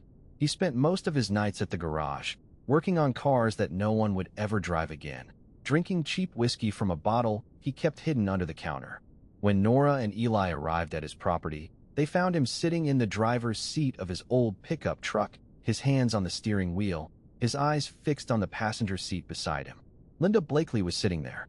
She was wearing the same dress she had worn to their wedding 40 years ago, a white lace thing that had yellowed with age. Her hair was done up in the same style, her makeup perfect, her smile bright and beautiful. But her eyes were wrong. They were dark, hollow, the eyes of a corpse that had been dead for 3 years. "Warren," she said, her voice soft and melodic. "I've missed you." Warren Blakely was crying. Tears streamed down his face, dripping onto his shirt, his hands shaking on the steering wheel. "Linda," he said, "you came back. I came back for you, Warren. I couldn't stand being apart from you. Let's go home. Let's go home together." Nora ran to the truck, pulling open the driver's side door. "Mr. Blakely," she said, "you need to get out of the truck. Now." He didn't respond. His eyes were locked on his wife's face, his expression a mixture of love and terror. "Linda," he said again, "I don't understand." "It's okay, Warren. I'll explain everything. Just come with me." The thing in the passenger seat reached out and took his hand. Its fingers were cold and pale, the skin mottled in gray. Nora grabbed Warren's arm and yanked him out of the truck. He stumbled, falling to the ground, gasping in shock. The thing in the passenger seat turned its head to look at Nora. Its expression was blank, but there was something in its eyes, a deep, abiding hatred that made Nora's blood run cold. "You can't save them all," it said. "You can't save anyone." And then it faded, dissolving into the fog like smoke on the wind. Warren Blakely lay on the ground, sobbing, his body racked with grief. Nora knelt beside him, trying to calm him down, trying to make sense of what she had just seen. The dead were not just knocking on doors. They were finding other ways. They were appearing in cars, in yards, in the places where the living felt safe. They were using memories, emotions, the bonds of love to break down the defenses of the living. They were getting smarter. The third report came from a family named Delgado. The Delgados lived on the edge of town, in a small house that had been built by the grandfather who had died in the mine. The family had been in Blackwater for generations, working the land, working the mines, working the jobs that had slowly killed them one by one. The report came from the mother, a woman named Rosa Delgado. She had called the sheriff's office in a panic, saying that her daughter, Susie, was hearing things. Voices coming from under her bed. Nora and Eli arrived to find Rosa standing in the hallway of her home, her hands shaking, her face pale and frightened. She says she hears him, Rosa said. My father. He's been dead for 20 years, but she says she hears him under her bed. Where is Susie now? In her room. She won't come out. She says he's talking to her, that he wants to play with her. Nora walked down the hallway, her heart pounding. The door to Susie's room was half open, and she could hear a soft murmuring coming from inside. She pushed the door open. Susie Delgado was sitting on the edge of her bed, her legs dangling over the side, her face turned toward the floor. She was a beautiful little girl, no more than 7 years old, with dark hair and dark eyes and a smile that would have been infectious if not for the terror that had frozen it on her face. Susie, Nora said softly. My name is Nora. I'm here to help you. The little girl looked up at her, her eyes wide and frightened. He's under there, she said. He's been calling me. He wants me to come and play. Who's under there, sweetheart? My grandpa. He says he's cold. He says he needs me to warm him up. Nora knelt down beside the bed and looked underneath. There was nothing there, but she heard the voice, a low, rasping whisper that seemed to come from the floorboards themselves. Susie, come play, it's dark down here. Nora felt her skin prickle with goosebumps. Susie, she said, keeping her voice calm and steady. I need you to come with me. I need you to leave the room. But Grandpa said, Grandpa is gone, Susie. That thing under the bed isn't him. It's something that's trying to trick you. But it sounds like him. It sounds just like him. The voice came again, louder this time, more insistent. Susie, I'm cold, come closer. Nora scooped up the little girl and carried her out of the room, down the hallway, into the arms of her waiting mother. Rosa hugged Susie tightly, tears streaming down her face. Thank you, she said. Thank you for saving my little girl. Don't thank me yet, Nora said. We're not done. We need to go. All of us. The whole family. Go where? To the high school. The quarantine zone. It's not safe here anymore. None of Blackwater is safe. The Delgado family gathered their belongings and left their home, locking the door behind them. But as they drove away, Nora looked back through the window of their car and saw something that made her heart stop. The house was dark, the windows empty. But in the upstairs bedroom, the one that had been Susie's, she saw a figure standing at the window. An old man, his face pale and gaunt, his eyes black as coal. He was waving. By the time Nora returned to the high school, the reports had multiplied. Every house in Blackwater was seeing something. Dead mothers, dead fathers, dead children, dead husbands, and wives and neighbors. The dead were everywhere, walking the streets, standing on porches, knocking on doors. And some of them were getting in. 3 families had been found dead that morning. The first was the Hendersons, a family of 4 who had lived on Maple Street for 30 years. They had been found in their living room, their bodies arranged in a circle, their eyes wide open and staring at nothing. The second was the Garfields, an elderly couple who had been married for 60 years. They had been found in their bed, holding hands, their faces frozen in expressions of peaceful joy that had no place in the reality of their deaths. The third was the McCabe's, a young couple with a newborn baby. They had been found in the nursery, the mother holding her child, the father standing over them like a protector. All 3 of them were dead. Nora stood in the gymnasium, surrounded by the bodies, trying to make sense of what she was seeing. The dead had not broken into these homes. They had been let in. The doors had been opened from the inside, by people who had trusted the voices they heard, believed in the faces they saw. The dead were not just zombies. They were manipulators. They were using the love and grief of the living as weapons, turning the deepest bonds of humanity into tools of destruction. This is how they do it, Nora said aloud. Dr. Cross looked up from her tablet. Excuse me. They don't break in. They don't attack. They just wait. They wait until the living can't resist them anymore. And then they ask to be let in. And when the living let them in, the words hung in the air like a death sentence. Nora looked at the bodies, at the faces of the people who had been killed by their own love for the dead, and she felt something inside her break. "This is going to happen to everyone," she said. "Everyone in Blackwater. Unless we stop it." "Then we stop it," Dr. Cross said. "Tonight. We go down into the mine and we destroy that tank." "And if we fail?" Dr. Cross looked at her, her eyes dark and unyielding. "Then Blackwater becomes a graveyard, and the dead will have finally come home for good." It was midnight when Nora and Eli climbed into the back of Sheriff Maddox's county cruiser, their gear packed and ready. Dr. Cross and her team followed in a convoy of government vehicles, their headlights cutting through the fog like spears of light. The road to the mine was dark and winding, the trees pressing close on either side. Nora stared out the window, her mind churning with everything she had seen, everything she had learned, everything she still needed to do. "What are you thinking?" Eli asked. "I'm thinking about Dad," she said. "I'm thinking about what he must have gone through, trapped down there in the dark, waiting to die." "He didn't die in the mine, Nora. He died in the cemetery. He clawed his way out of his own grave." "I know, but the mine is where it started. That's where he was buried alive." Eli was silent for a long moment. "Do you think we can stop them?" he asked. "Do you think we can really make this right?" "I don't know," Nora said. "But we have to try." The entrance to the Harlan No. 6 mine loomed before them, a dark maw in the side of the hill, surrounded by rusted equipment and crumbling concrete. The fence had been cut, the warning signs torn down, and the path that led into the depths was worn smooth by the passage of many feet. Dr. Cross and her team assembled at the entrance, their hazmat suits gleaming in the harsh glow of portable floodlights.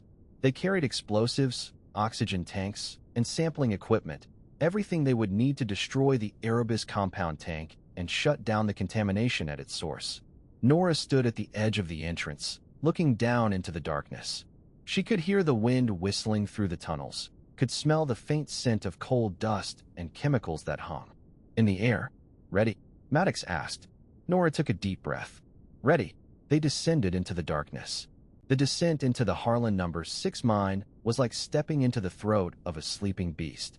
The air grew thick and heavy within the first 50 feet, laden with the smell of damp earth, rust, and something else, something acrid and metallic that clung to the back of Nora's throat like burnt copper. The walls were slick with moisture, the rock black and glistening, and every sound they made seemed to echo back at them in distorted, warped whispers. Nora followed Dr. Cross and her team down the main shaft, her flashlight cutting a narrow beam through the oppressive dark. Eli walked beside her, his face set in grim determination, his hand resting on the crowbar he had brought as a weapon.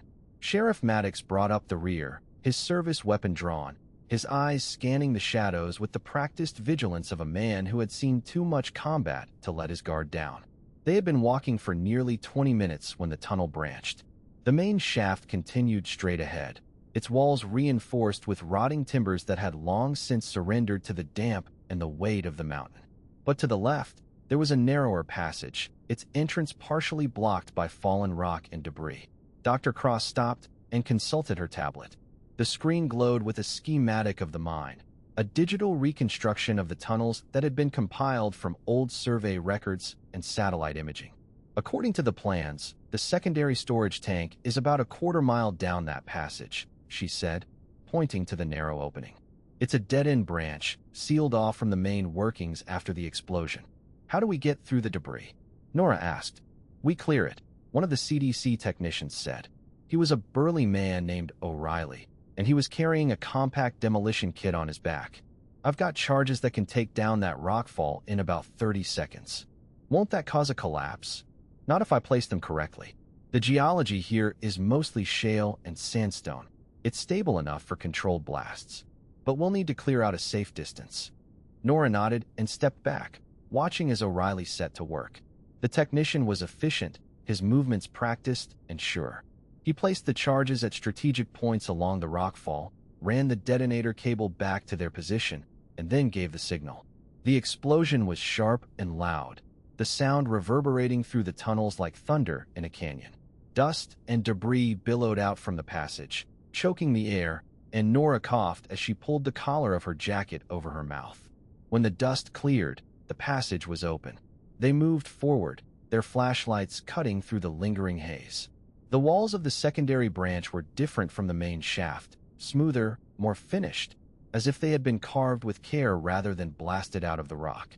There were markings on the walls, too, symbols and numbers that had been painted in faded white letters.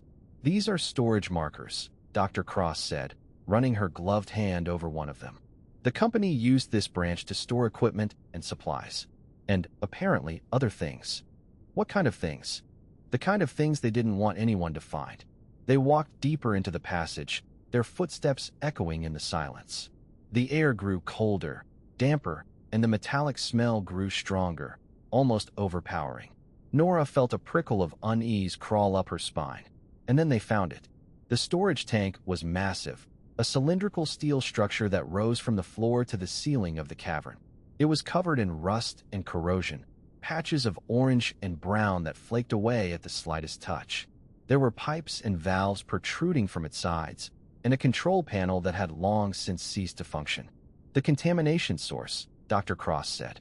"This is where the Erebus compound was stored in bulk. The leak is coming from a crack at the base. I can see the seepage." She pointed to a dark stain on the floor, a slick of black liquid that oozed out from beneath the tank and disappeared into a fissure in the rock. Nora knelt down and touched it.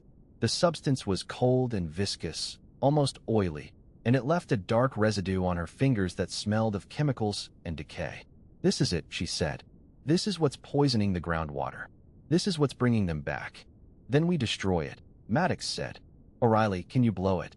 O'Reilly examined the tank, tapping its surface, listening to the hollow ring of metal.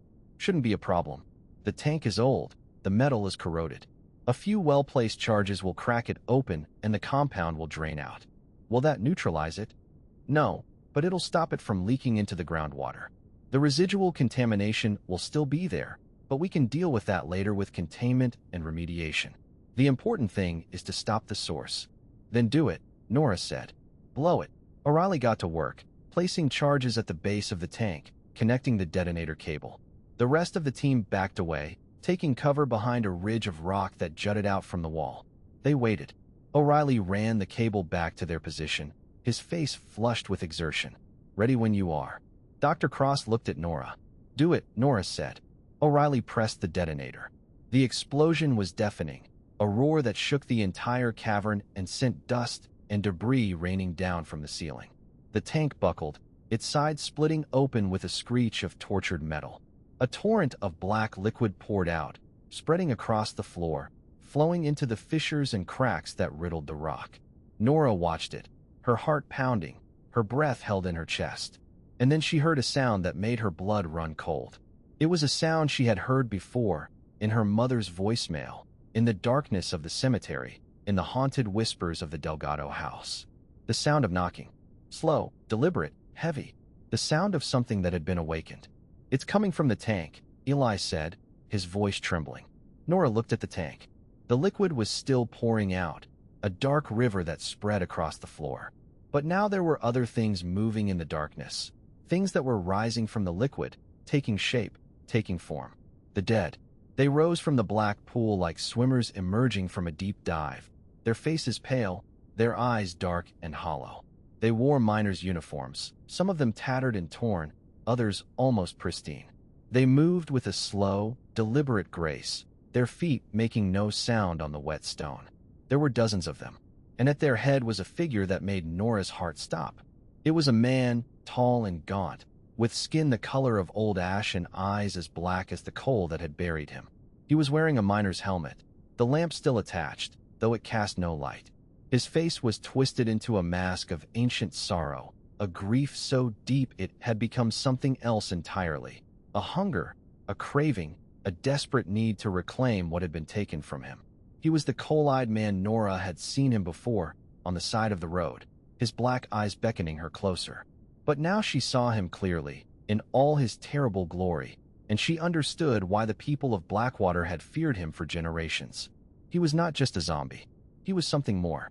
He was the embodiment of their guilt, the living symbol of their sins. He was the ghost of every forgotten miner, every neglected worker, every life that had been sacrificed on the altar of corporate greed. "You left us breathing," he said, his voice a low, resonant rumble that seemed to come from everywhere at once. You left us in the dark, and now we have come to claim what is ours. Nora felt her legs give way, and she stumbled backward, her hand reaching out to steady herself against the rock. Stay back, Maddox said, stepping in front of her, his weapon raised. Don't come any closer. The coal-eyed man didn't stop.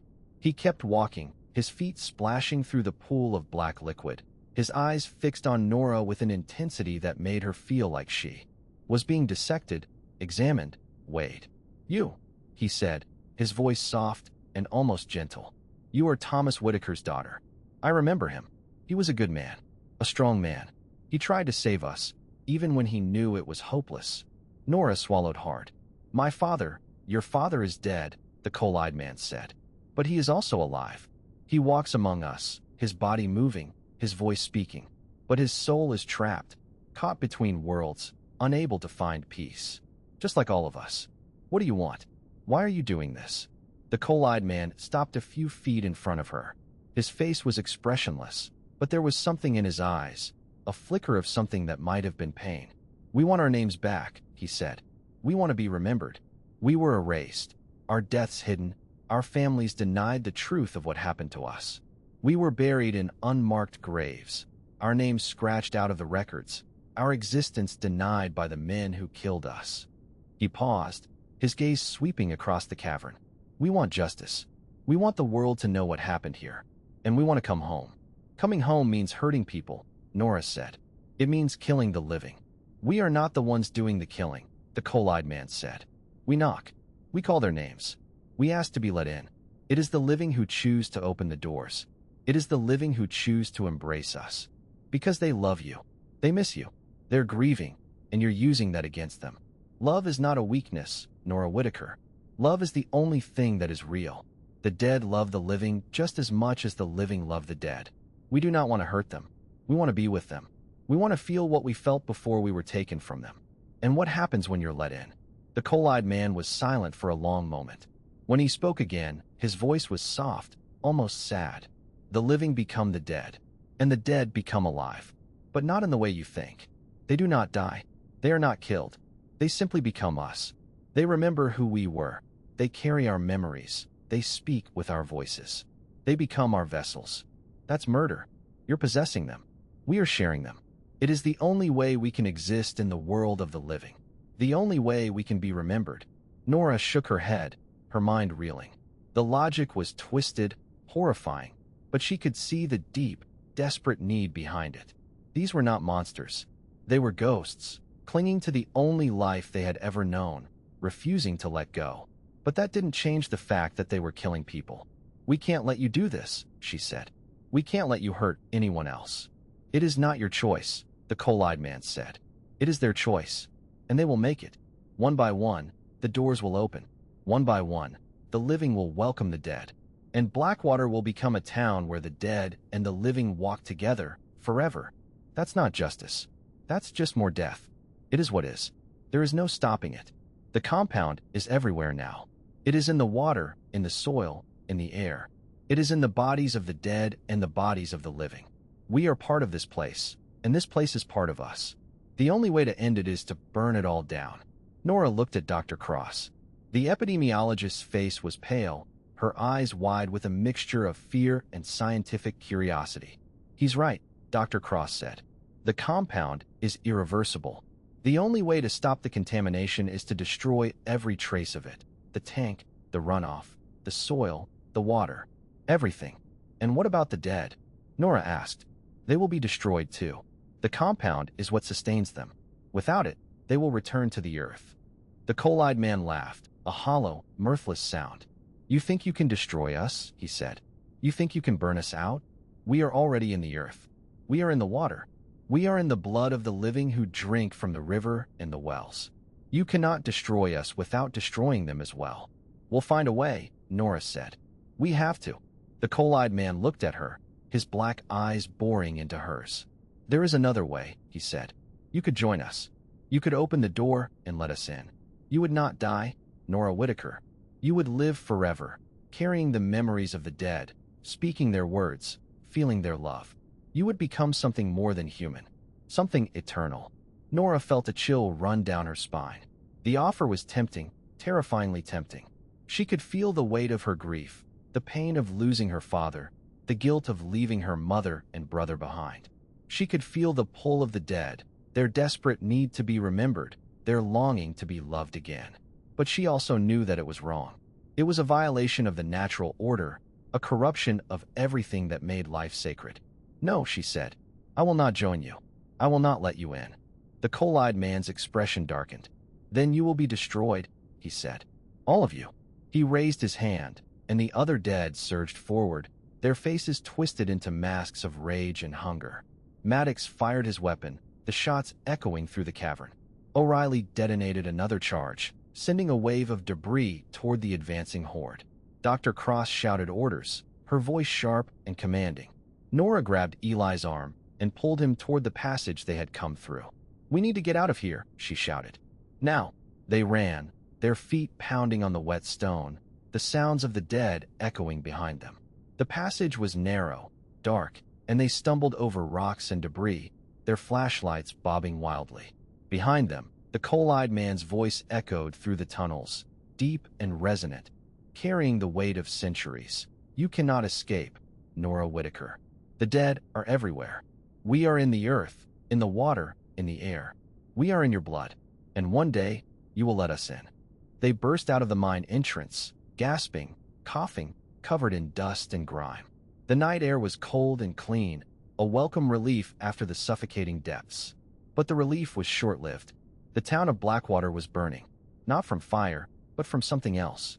The fog that had settled over the streets was glowing with an eerie, phosphorescent light, and the sounds of chaos filled the air, screaming, crying, the desperate shouts of people trying to escape the horror that had descended upon them. The dead were everywhere. They walked the streets, their faces pale and hollow, their eyes black as coal. They knocked on doors, called out names, whispered their pleas through the cracks in the walls. And one by one, the living opened their doors. Nora stood at the edge of town, watching the nightmare unfold, her heart heavy with despair. "We failed," she said. "We couldn't stop it." "No," Eli said. "We're not done yet. The tank is destroyed. The compound is draining. But it's still in the groundwater. It's still in the soil. We need to burn it all. Burn Blackwater. Burn the source. The river, the mine, the cemetery. Everything that's contaminated. We need to burn it all. That's hundreds of acres, Eli. We can't do that. We have to. It's the only way." Nora looked at the town, at the homes where families had lived, at the streets where children had played. She thought about her mother, about the life she had tried to build, about the legacy of her father and her grandfather and all the generations before them. "This is our home," she said. "This is where we're from. And it's killing us, Nora. The dead are rising from every corner of this place. The only way to save Blackwater is to destroy it." She felt the tears streaming down her face, mixing with the dust and grime. "Okay," she said. "Let's burn it down." They gathered what they could, gasoline, lighters, accelerants, and drove to the Blackwater River. The water was dark and oily, covered in a film of phosphorescence that glowed in the moonlight. Nora stood at the riverbank, a can of gasoline in her hand. "Are you sure about this?" Eli asked. "No," she said, "but we have to try." She opened the can and poured the gasoline into the river. It spread across the surface, mixing with the oily film, creating a rainbow sheen of toxic colors. Eli struck a match and tossed it into the water. The river ignited. The flames were blue and green and purple, a sickly fire that burned with a terrible intensity. They spread across the surface, consuming the contamination, releasing clouds of toxic smoke that rose into the night sky. Nora watched the fire, her heart breaking. She was destroying her home, her heritage, everything her family had built. But she was also saving it, purifying it, giving it a chance to heal. The fire spread to the banks, to the trees, to the buildings that lined the river. The old rail depot caught fire, its wooden frame crackling and popping. The chemical plant went up in a tower of flame, its toxic contents burning away in the inferno. Blackwater was burning, and in the flames, Nora saw something that made her heart stop. The dead were rising from the river. They were walking out of the fire, their bodies wreathed in blue-green flame, their faces serene and peaceful. They walked toward the town, toward the homes where they had once lived, and they did not stop. They were going home. One last time. The fire that consumed the Blackwater River and the chemical plant was still burning when Dr. Lena Cross's reinforcements arrived at dawn. They came in a convoy of black SUVs and white vans, the windows tinted, the logos of the CDC and the Department of Homeland Security emblazoned on the sides. The lead vehicle stopped at the edge of town, and a woman in a crisp gray suit stepped out, her heels clicking on the asphalt as she surveyed the devastation. Dr. Cross walked toward her, her face pale and streaked with ash. "Dr. Cross," the woman said, her voice cool and professional. "I'm Deputy Director Reynolds. I'm here to take over the operation. With respect, Deputy Director, this operation is not yet complete. We still have active contamination sites. I'm aware of the situation. I've read your reports. The compound has been neutralized, the primary source destroyed. The remaining contamination is being contained by the fire. The fire is spreading, Deputy Director. It's moving toward the residential district. We need to evacuate. Evacuation is no longer necessary." Dr. Cross stared at her, her mouth hanging open. "I beg your pardon. The town has been declared a total loss. We're implementing a full quarantine and containment protocol. No one leaves Blackwater, and no one enters. The fire will be allowed to burn until it consumes everything, the contamination, the structures, and any remaining evidence." "What about the people? The residents?" Reynolds's expression was cold, unyielding. "The residents will be processed. Those who show signs of contamination will be placed in isolation. Those who do not will be transported to a relocation facility." Dr. Cross shook her head, her hands trembling with a mixture of exhaustion and anger. "You can't just... These people have lived here their whole lives. They've lost their homes, their families, their loved ones. You can't just treat them like lab rats. I'm not treating them like anything. I'm following protocol. The situation in Blackwater represents an unprecedented public health crisis. We cannot afford to let it spread beyond these mountains. For the safety of the region, the state, and the nation, this town must be contained and neutralized." Deputy Director Reynolds turned to leave. "Deputy Director," Dr. Cross said. "Wait." Reynolds stopped and looked back. "I need access to the residents. I need to continue my research. I need to understand how the compound works and how we can treat the infected." Reynolds was silent for a long moment. "Very well," she said. "You'll be given limited access, but you'll report to me, and you'll follow my orders. Is that clear?" "Yes, ma'am." Nora and Eli were processed with the other residents of Blackwater. They were herded into a temporary shelter that had been erected on the high school football field, a sprawling tent city of cots and blankets and portable generators. They were given medical exams, interviewed by psychologists, and assigned to cots in the crowded, humid space. Nora found a corner and sat down, her body aching, her mind numb. The past 24 hours had been a blur of terror and loss, and she couldn't process any of it. Eli sat beside her, his face slack with exhaustion. "We're going to be okay," he said. "We made it out. Mom is safe." "She's not okay, Eli. She's barely talking. She's just staring at the ceiling. She'll come around. She just needs time." Nora didn't believe that. Evelyn Whitaker had seen too much, experienced too much, lost too much. The light that had always shone in her mother's eyes had been extinguished, and Nora wasn't sure it would ever come back. She looked around the tent at the other survivors. They were a broken group, their faces hollow, their eyes empty. They had lost their homes, their loved ones, their entire way of life. And now they were being shuffled around like livestock, processed and categorized by people who didn't care about them. "We need to get out of here," Nora said. "We can't stay. Where would we go? I don't know. Anywhere but here. We can't leave, Nora. We're contaminated. We've been in the mine. We've breathed the air. We've touched the water. We're carrying the compound in our bodies. We don't know that. We know enough. Dr. Cross said the contamination is everywhere. We're part of it now." Nora felt a cold weight settle in her stomach. "We can't just stay here and wait to become like them. Then we fight. We help Dr. Cross find a cure. We find a way to stop this thing before it's too late." Dr. Cross came to see them later that day. She looked even more exhausted than they did, her eyes red-rimmed and her face pale. She carried a tablet with her, and she had a sheaf of papers tucked under her arm. "I've been reviewing the data," she said. The compound is spreading through the population more quickly than I anticipated. It's not just the dead anymore. The living are being affected too. What does that mean? Eli asked. It means the compound is interacting with the nervous system of living organisms. It's establishing a kind of neural bridge, a way for the dead to transfer their memories and personalities into the living. That's what the coal-eyed man said. The dead want to share our bodies. Yes, and it's already happening. Nora stared at her. How do you know? Dr. Cross looked down at her tablet. I've been monitoring the residents. Several of them have started reporting strange symptoms. Memory lapses, personality changes, sudden shifts in speech patterns.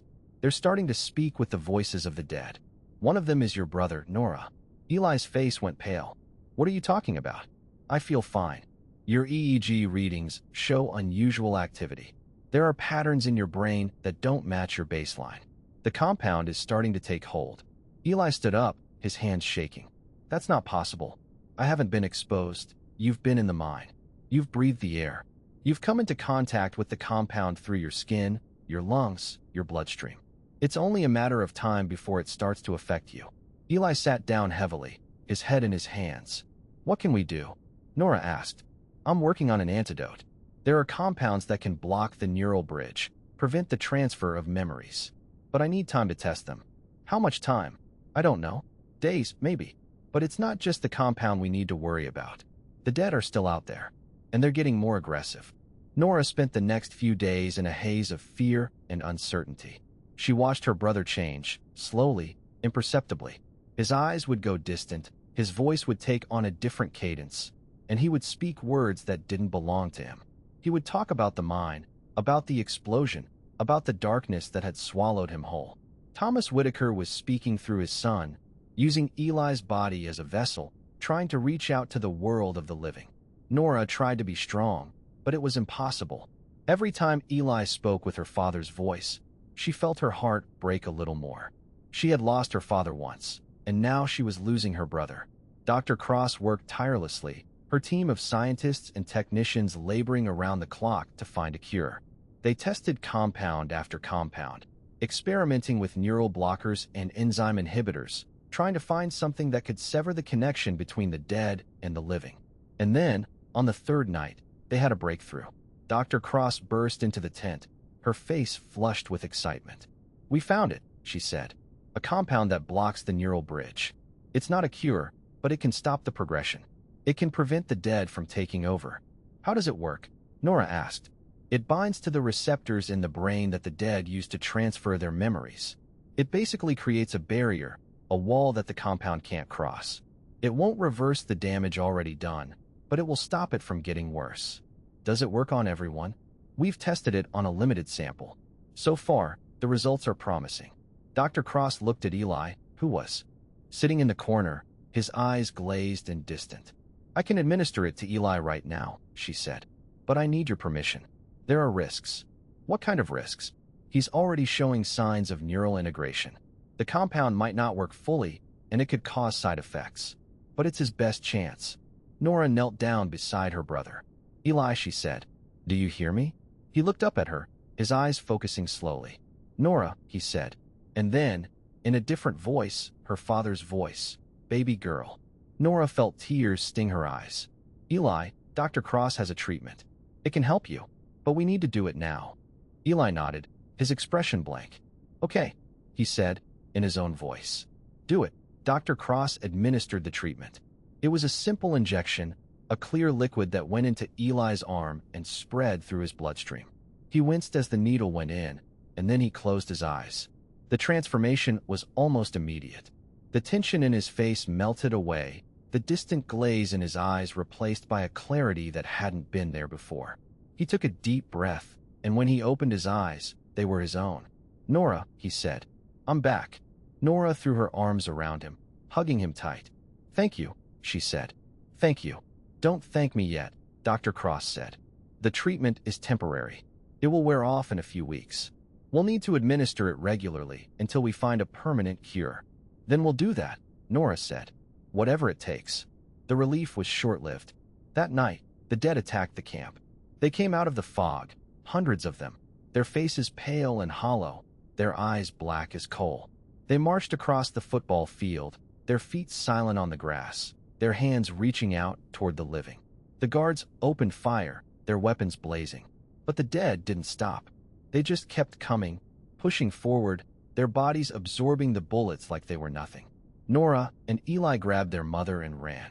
They ran through the camp, weaving between the tents and the cots, trying to escape the tide of the dead. They made it to the fence, the temporary barrier that had been erected around the perimeter. It was tall and strong, topped with barbed wire, designed to keep the dead out. But it wasn't strong enough. The dead surged against it, their bodies pressing against the wire, their hands reaching through the gaps. The fence began to buckle, to bend, to collapse. Nora looked around, her mind racing. "Follow me," she shouted. "The main building. We can hold them off there." They ran toward the high school, the dead streaming behind them. They made it through the doors, slamming them shut, barricading them with tables and chairs. Outside, the dead pressed against the walls, their knocking echoing through the building like thunder. "They're everywhere," Eli said. "We can't hold them off forever." "Then we don't have to," Nora said. "Dr. Cross, we need to find the source of their power, the thing that's controlling them." Dr. Cross looked at her, her face pale. "The coal-eyed man. He's the key. If we can destroy him, the rest of them might fall. Then that's what we do. We find him, and we destroy him." They moved through the high school, the dead pressing against the windows, their faces distorted and desperate. The building was old, its walls thick, but the dead were persistent. They knocked and scratched and clawed, trying to get in. Nora led the group through the hallways, past the classrooms and the gymnasium, toward the basement. The high school had an old bomb shelter, built during the Cold War, that had been converted into a storage room. It was the safest place in the building. They sealed themselves inside, locking the heavy steel door behind them. "We can't stay here forever," Eli said. "We need a plan." "Then we make a plan," Nora said. "We go out there, and we find the coal-eyed man, and we destroy him. Alone? We're just a handful of people against an army of the dead. We're all we have, Eli." The high school's bomb shelter was cold, damp, and suffocatingly small. Nora sat with her back against the concrete wall, her knees drawn up to her chest, her eyes fixed on the steel door that separated them from the horde of dead that prowled the hallways beyond. The rhythmic pounding of their fists against the metal was a constant, maddening drumbeat, a reminder that they were trapped and running out of time. Eli sat beside her, his face pale and drawn. The treatment Dr. Cross had administered was holding, but Nora could see the shadows lurking behind his eyes, the faint echo of their father's presence that hadn't quite been banished. He was fighting it, struggling to maintain control, but the battle was taking its toll. "What's the plan?" he asked, his voice hoarse. "We can't stay here forever." "We're not going to," Nora said. "We're going to find a way out." "How?" "The dead are everywhere. They've surrounded the building. There's no way we can fight through them. We don't have to fight them. We just have to find a way to distract them." Nora looked around the shelter. It was filled with old storage boxes, filing cabinets, and stacks of paper that had been left to rot for decades. But there was also a small maintenance hatch in the ceiling, a ventilation shaft that led to the roof. "If we can get to the roof," she said, pointing to the hatch, "we might be able to signal for help. Or find another way down." "Signal who?" "There's no one coming to help us. The CDC has quarantined the whole town. There's still Sheriff Maddox. And Dr. Cross's team. They're out there somewhere, fighting. They're probably dead, Nora. Just like everyone else." Nora grabbed his arm, forcing him to look at her. "Listen to me. We are not giving up. We are going to get out of here, and we are going to find a way to stop this. Do you understand?" Eli stared at her for a long moment, his eyes hollow and defeated. "Why do you care so much?" he asked. "You left Blackwater. You left Mom. You left me. You didn't want anything to do with this town or its people. Why are you so determined to save it now?" Nora felt the words hit her like a physical blow. "Because you're my brother," she said, her voice cracking. "Because Mom is my mother. Because I can't just stand by and watch everyone I love die. I made a mistake, leaving. I know that now, but I'm trying to make it right." "Okay," he said. "Okay." They worked together to stack the boxes and filing cabinets beneath the hatch. It was slow, exhausting work, and every time the pounding on the door grew louder, they froze, waiting for the metal to give way. But the door held. Nora climbed up the makeshift scaffolding and pushed the hatch open. A gust of cold air swept down, carrying with it the smell of smoke and ash. She pulled herself up onto the roof. The view was devastating. Blackwater was a ruin. Fires still burned in the distance, casting an orange glow across the sky. The streets were empty of the living, but the dead wandered through them like ghosts, their pale faces turned toward the high school, their hollow eyes fixed on the building where Nora and the others were hiding. "It's worse than I thought," Eli said, climbing up beside her. "They're everywhere." Nora scanned the horizon, her mind racing. She could see the river in the distance, its dark waters glinting in the firelight. She could see the cemetery, the graves still open, the earth still churned. She could see the chemical plant, its ruins still smoking. And she could see something else. A figure standing at the edge of town, watching them. It was the coal-eyed man. He stood perfectly still, his face turned toward the high school, his black eyes fixed on Nora with an intensity that made her blood run cold. "We need to go down there," she said, pointing to the figure. "We need to stop him." "Are you crazy? He's surrounded by the dead. We'd never make it. Then we find another way. There must be a tunnel, a passage that leads underground. The mine tunnels connect to the town. We can use them to get close. We don't know the mine. Tunnels. We could get lost. We'll find a map. There are records at the depot, at the mine office. We just need to get there." They descended back into the shelter and gathered the others. Dr. Cross, her assistant O'Reilly, and 3 other survivors, a retired schoolteacher named Margaret Haynes, a young mechanic named Tommy Delgado, and a weathered old man who called himself Caleb Rusk. Caleb Rusk was a revelation. He was a former safety inspector for the Harlan Mining Company, a man who had worked in the mines for 40 years before retiring in the early 1990s. He was grizzled and stooped, his face a roadmap of wrinkles and scars, but his eyes were sharp and alert, and his knowledge of the mine was encyclopedic. "I know the tunnels," he said, his voice rasping and worn. "I know every passage, every branch, every shaft. I can get you where you need to go." "Then you're coming with us?" Nora said. "I'm coming with you anyway," Caleb said. "I've been waiting for this day for 30 years. The day the company's secrets finally came to light." Nora looked at him, a question forming on her lips. "What do you know about the company's secrets?" Caleb's face darkened. "I know they knew about the compound. I know they knew it was dangerous. I know they buried it all, buried the evidence, buried the bodies. And now the dead are rising, and the company is gone, and it's up to us to fix their mess." "Then we fix it," Nora said. "We find the source of the compound, and we destroy it." Caleb led them through the high school's basement, past the furnace room and the maintenance corridors, to a sealed door that had been hidden behind a false wall. The door was old and rusted, its surface covered in faded warnings that read, "Do not enter, hazardous area." "This leads to the old storm drains," Caleb said. "They were built back in the 1930s to prevent flooding, but they also connect to the mine tunnels. The company used them to move supplies in secret." Nora nodded, her heart pounding. "Let's go." They pushed through the door and descended into the darkness. The storm drains were narrow and claustrophobic, barely wide enough for 2 people to walk side by side. The walls were covered in slime and algae, and the air was thick with the smell of decay. Water dripped from the ceiling, cold and unclean, pooling on the floor in puddles that glowed with the same phosphorescent light as the river. "This is where the contamination started," Dr. Cross said, her voice hushed. "The compound seeped into the groundwater, and the groundwater found its way into the drains. The whole system is compromised. Then we need to get out of here as fast as possible," Nora said. "Caleb, which way?" Caleb consulted a mental map, his eyes scanning the darkness. "This way," he said, pointing to a branch in the tunnel. "The main shaft is about half a mile ahead." They followed him through the winding tunnels, their flashlights casting eerie shadows on the walls. The silence was oppressive, broken only by the sound of dripping water and their own breathing. And then, ahead of them, they heard something else. The sound of footsteps. Nora froze, her hand instinctively reaching for the crowbar she had taken from the high school's maintenance closet.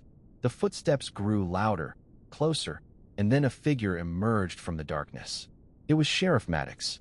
He was battered and bruised, his uniform torn, his face streaked with blood and grime. But he was alive. "Nora," he said, his voice hoarse. "Thank God." "Maddox, what happened? Where are the others?" Dead, he said, his voice breaking. All of them. The dead overwhelmed us. I barely made it out. Nora grabbed his arm, steadying him. You're safe now. We're going to get out of here. No, Maddox said. We can't leave. Not yet. I found something. Something important. He reached into his pocket and pulled out a crumpled piece of paper. It was stained and torn, but Nora could see writing on it. Names, dates, and a single word scrawled in red ink. Erebus. This is a list, Maddox said. A list of the men who knew. About the compound. The ones who covered it up. They're still alive, Nora. Most of them are still alive. Nora stared at the list, her mind racing. Who are they? Former executives from Harlan Mining. Government officials. Scientists. They're the ones who buried the truth. And they're still out there, living comfortable lives, while Blackwater burns. We can't do anything about that now, Nora said. Right now, we need to stop the dead. I know, but this list is evidence. When we get out of here, we're going to use it. We're going to make them pay. They pressed on, moving deeper into the tunnel system. The air grew colder, damper, and the walls began to change, the smooth concrete giving way to rough-hewn rock. We're in the mine now, Caleb said. These are the old workings, the ones that were sealed off after the explosion. The company never fully mapped them. How do you know where to go? I remember. I walked these tunnels for 40 years. They're etched into my bones. They continued through the labyrinth, their footsteps echoing in the silence. And then, ahead of them, they saw light. Not firelight or daylight, but a strange, phosphorescent glow that pulsed and shifted like a living thing. It came from a large chamber at the end of the tunnel, a chamber that was filled with the dead. Nora stopped, her heart pounding. They're here, she whispered. All of them. She looked into the chamber and saw the dead standing in rows, their faces turned toward the center of the room. They were still, silent, waiting. And at the center of the room, standing on a raised platform of rubble, was the coal-eyed man. We found him, Eli said. We found the source. Nora felt a surge of determination. Then let's end this. They moved into the chamber, their weapons raised, their hearts pounding. The dead turned to look at them, their hollow eyes following their movements, their faces expressionless. The coal-eyed man watched them approach, his black eyes fixed on Nora. You came back, he said. I knew you would. Where is it? Nora asked. The source of your power? The coal-eyed man smiled, a cold, empty expression. You're standing on it. Nora looked down. The floor of the chamber was covered in a layer of black liquid, the same viscous substance that had flowed from the tank in the chemical plant. It was everywhere, seeping through the cracks, pooling in the low spots, coating the walls. The compound, she said. It's all around us. Yes, it is in the rock, in the water, in the air. It is in the blood of the living and the bodies of the dead. It is the lifeblood of Blackwater, and it will never be destroyed. We can destroy it. We can burn it, drain it, neutralize it. You can try, the coal-eyed man said, but you will fail. The compound is part of this place now. It is part of the earth itself. You cannot destroy it without destroying everything. Then we'll destroy everything, Nora said. We'll burn Blackwater to the ground if we have to. The coal-eyed man laughed, a hollow, echoing sound. You would burn your own home? Your own history?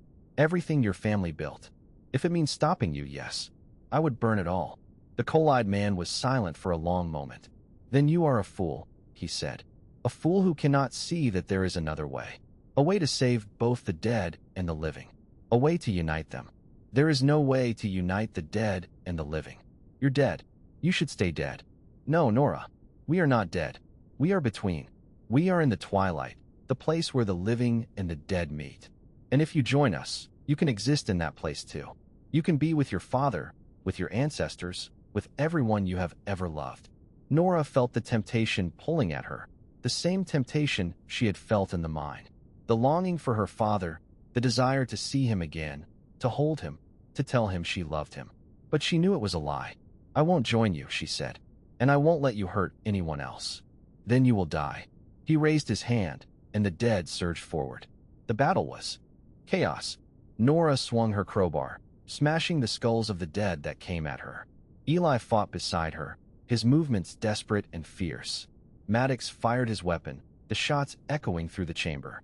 Dr. Cross and her team used their medical equipment as weapons, injecting the dead with chemicals that made them convulse and fall.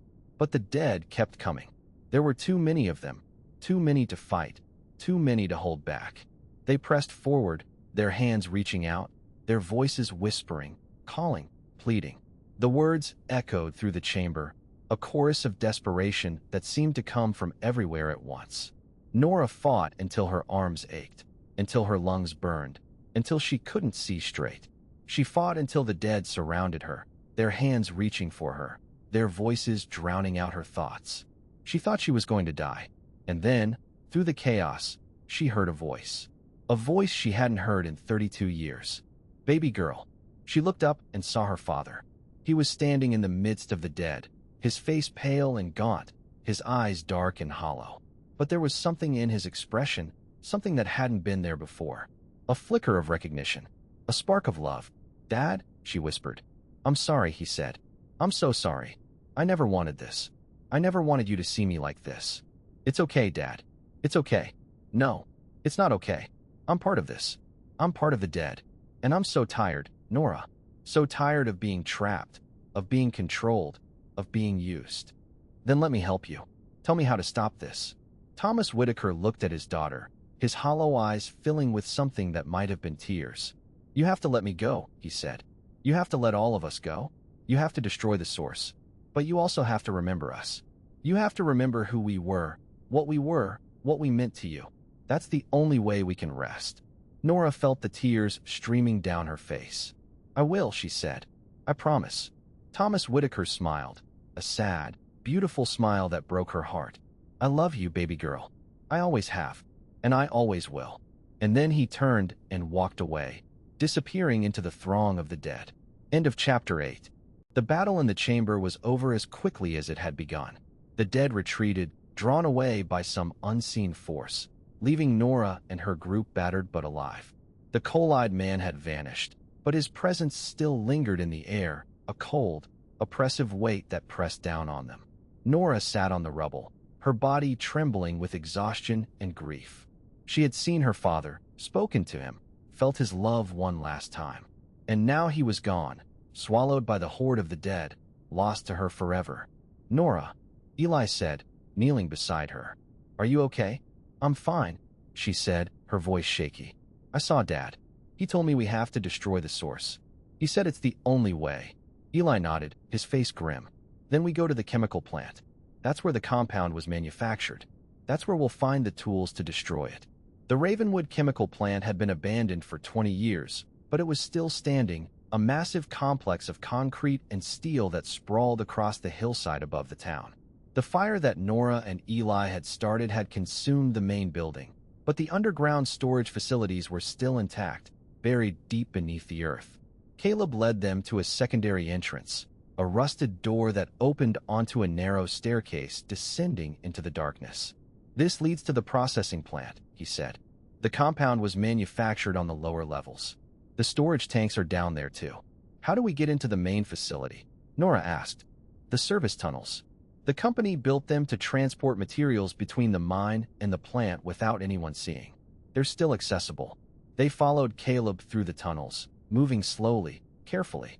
The air was thick and foul, and the walls were covered in the same black slime that had coated the mine. They emerged in a vast chamber that stretched as far as they could see. It was filled with machinery, tanks, pipes, control panels, and conveyor belts that had once transported the compound through the manufacturing process. This is it, Caleb said. The main processing plant. The compound was made here, stored here, and then transported to the mine for use. Nora looked around the chamber, her eyes scanning the machinery. Where's the control room? Caleb pointed to a raised platform at the far end of the chamber. There. The plant's operations were managed from there.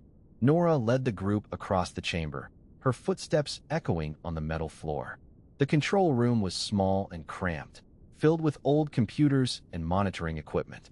This is where they kept the records, Dr. Cross said, opening a filing cabinet.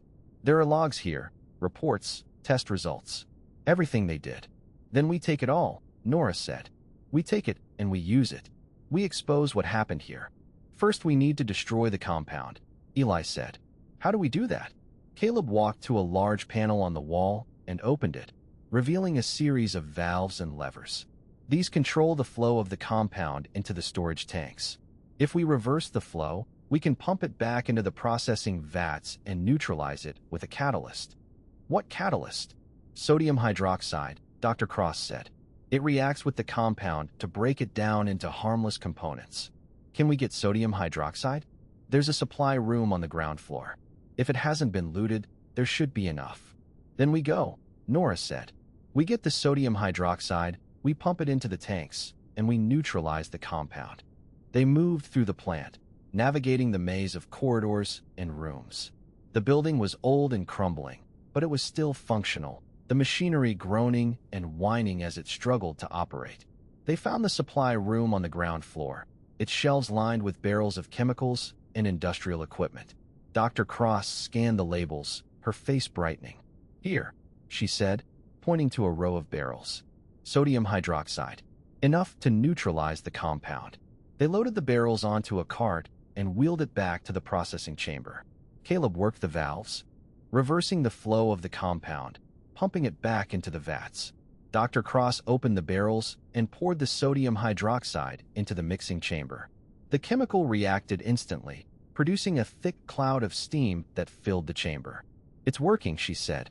The compound is breaking down. Nora watched the mixture churn and bubble, the black liquid slowly turning clear. How long will it take? A few hours, maybe longer. The compound is dense and stable, but the sodium hydroxide will eventually break it down. We don't have a few hours, Nora said. The dead are still out there. The coal-eyed man is still out there. We need to finish this now. Then we need to find the backup generator, Caleb said. The plant's power is intermittent. If we can connect a generator to the main pumps, we can accelerate the process. Where's the generator? In the basement. The same place we found the storage tank. Nora nodded.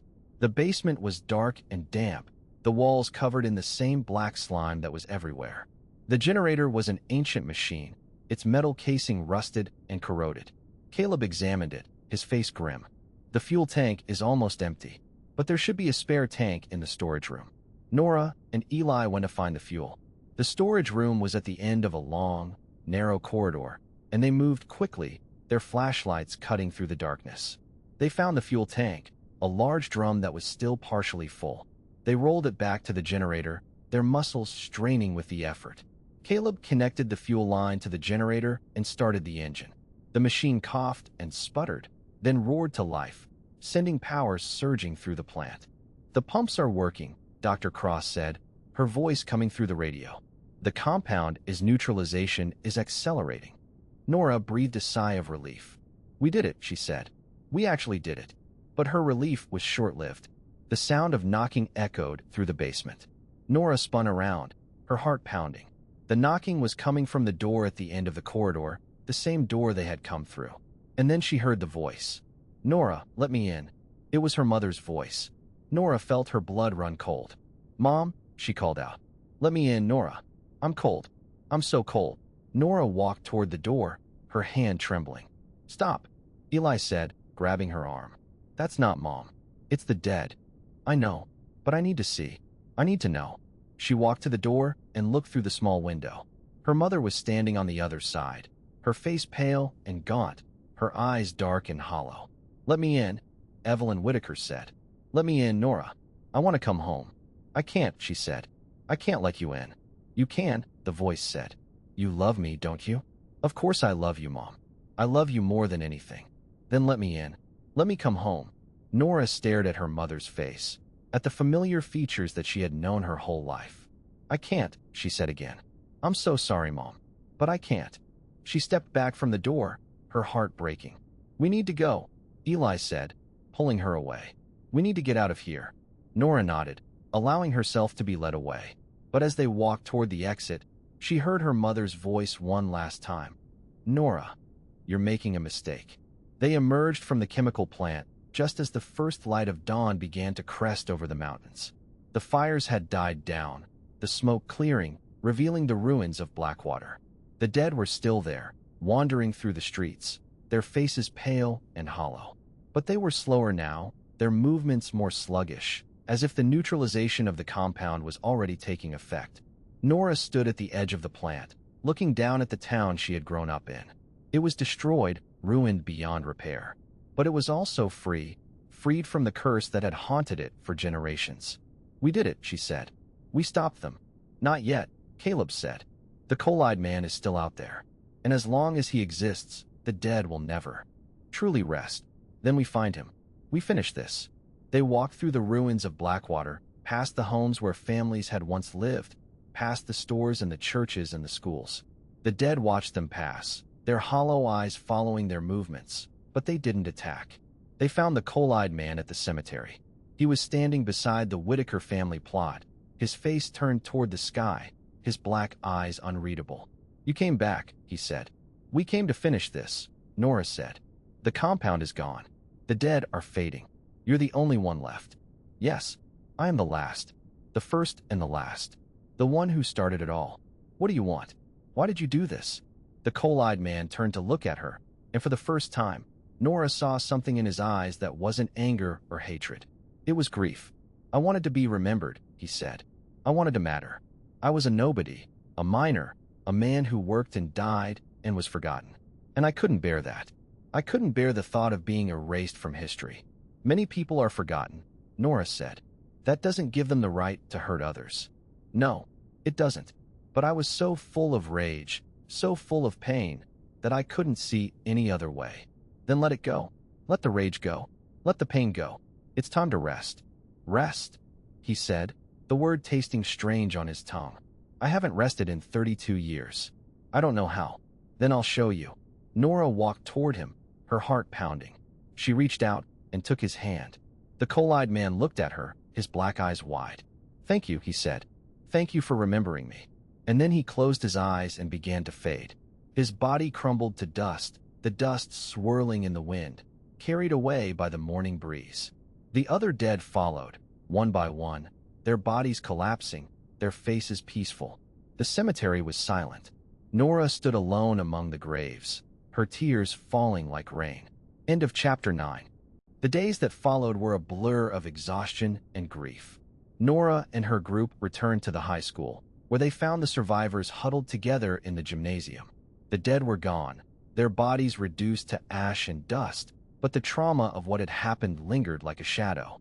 Dr. Cross worked tirelessly, analyzing the samples she had collected, trying to understand the full scope of the contamination. She discovered that the compound had indeed been neutralized, but its effects were still present in the bodies of the living. "The compound has bonded with the neural tissue of anyone who was exposed to it," she explained. "It's not active anymore, but it's still there, waiting. If the right conditions are met, it could reactivate." "Reactivate?" Nora asked. "You mean the dead could come back?" "No. The compound is gone from the environment. But the people who were exposed to it are carriers. They carry the memories of the dead in their brains." "Memories?" "The dead transferred their memories to the living. It's a kind of neural integration. Some people experienced it as dreams, others as hallucinations. But it's real, and it's permanent." Nora thought about her own experiences, the dreams of the mine, the voice of her father, the strange sense of connection she had felt to the dead. Can it be reversed? No, but it can be managed.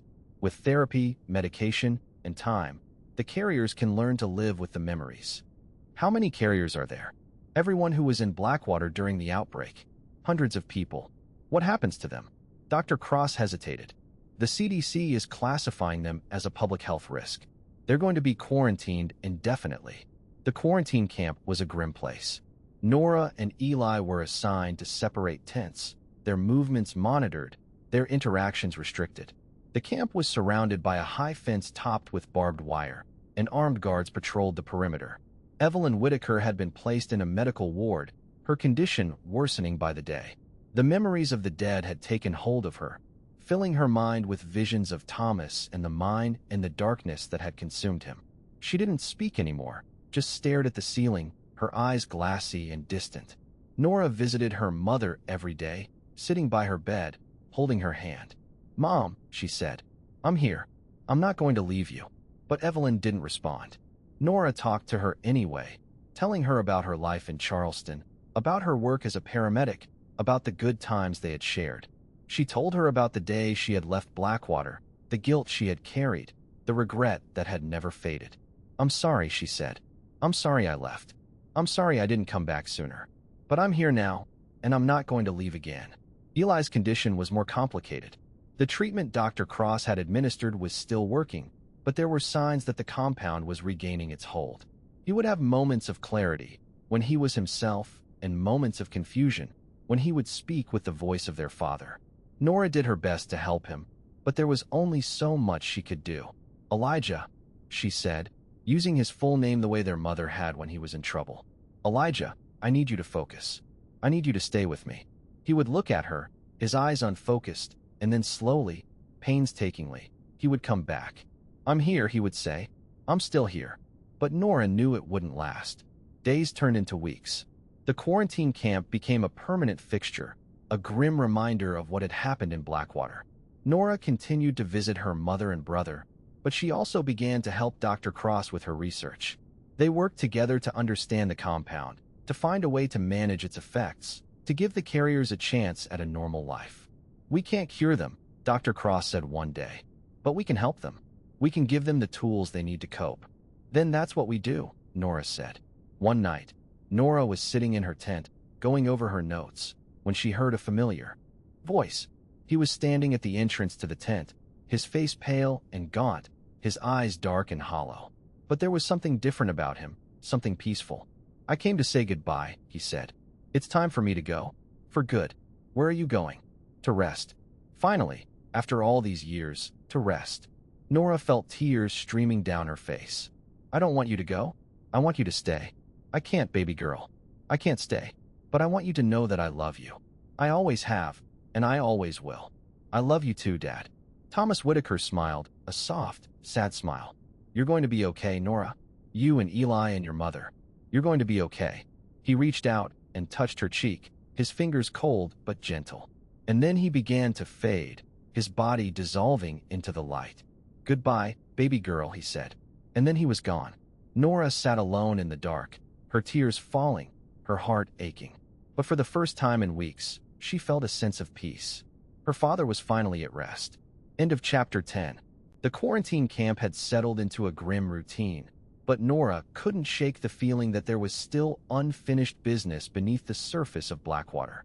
The memories that had been implanted in her mind, the visions of the mine, the sound of her father's voice, the desperate scratching of the dead clawing their way out of the earth, refused to fade. They were as vivid as the day they had first appeared, and they gnawed at her consciousness like a persistent, unhealing wound. She knew what she had to do. She had to go back. I'm coming with you, Eli said when she told him her plan. His voice was steady, but his eyes carried the shadow of the compound's lingering effects. The treatment was holding, barely, but Nora could see the strain behind his face. No, she said. You need to stay here. You need to rest. I've been resting for weeks. I'm going insane. And besides, you need someone who knows the tunnels. I have Caleb.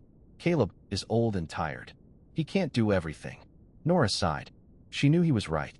Caleb Rusk had been invaluable, but the old safety inspector was worn down, his body failing him after years of hard living and the trauma of the outbreak. He had given them everything he had, and she couldn't ask for more. Okay, she said. But if things get bad, you get out. No arguments. If things get bad, we get out. Together. They left the camp at dawn, slipping through a gap in the fence that Caleb had shown them. The morning air was cold and crisp, carrying the scent of pine and smoke. The ruins of Blackwater lay ahead, silent and broken, the streets empty of the living and the dead alike. The entrance to the Harlan No. 6 mine was still open, the concrete barrier that had once sealed it now reduced to rubble. Nora and Eli descended into the darkness, their flashlights cutting through the gloom. The tunnels are different now, Nora said. I can feel it. The compound is gone, but the place still feels wrong. It's haunted, Eli said. Not by ghosts, but by memory. The walls remember what happened here. They moved through the tunnels, navigating the labyrinth that had become almost familiar. The walls were slick with condensation, the air cool and damp, but the oppressive weight that had once hung over the place had lifted. In its place was a profound silence, the kind of silence that follows a storm.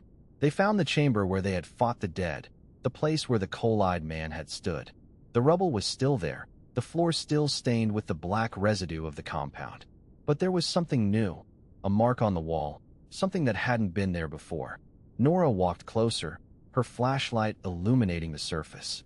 It was a name, carved into the rock in letters that were crude but unmistakable. Isaiah Bell. That was his name, she said. The coal-eyed man. His name was Isaiah Bell. The memories. The dead left them in my mind. I can see him now, the way he was before he died. He was just a man. A miner. A husband. A father. He had a family once. A wife and 2 children. What happened to them? They left Blackwater after the explosion. They moved to Pittsburgh, started a new life. They never knew what happened to him. They thought he died in the mine, that his body was never recovered. But he didn't die in the explosion. He was trapped, like the others. And then the compound brought him back. Yes, but he wasn't evil, Eli. He was just broken. Broken by what was done to him, by what was done to all of them. Nora reached out and touched the name carved into the wall. You can rest now, Isaiah, she said. You can finally rest. The words echoed through the chamber, and for a moment, Nora felt something shift in the air. A presence, a memory, a final sigh of release. They explored the deeper tunnels, the ones that had been sealed off for decades. The rock was older here, more stable, and the walls were covered in markings that dated back to the earliest days of the mine. This is where they started, Eli said, pointing to a section of wall that was covered in crude symbols. The original miners. They carved their names here. Nora looked at the names, her fingers tracing the letters. Some of them were recognizable, names she had seen on gravestones, in old records, in the stories that had been passed down through the generations. They were forgotten, she said. Just like Isaiah, just like all of them. They worked and died, and no one remembered them. Until now. Yes, until now.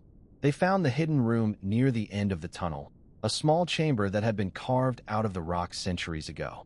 The walls were covered in carvings, names, dates, messages written in a language that Nora couldn't understand. This is a memorial, she said. A place where the miners honored their dead. Who carved it?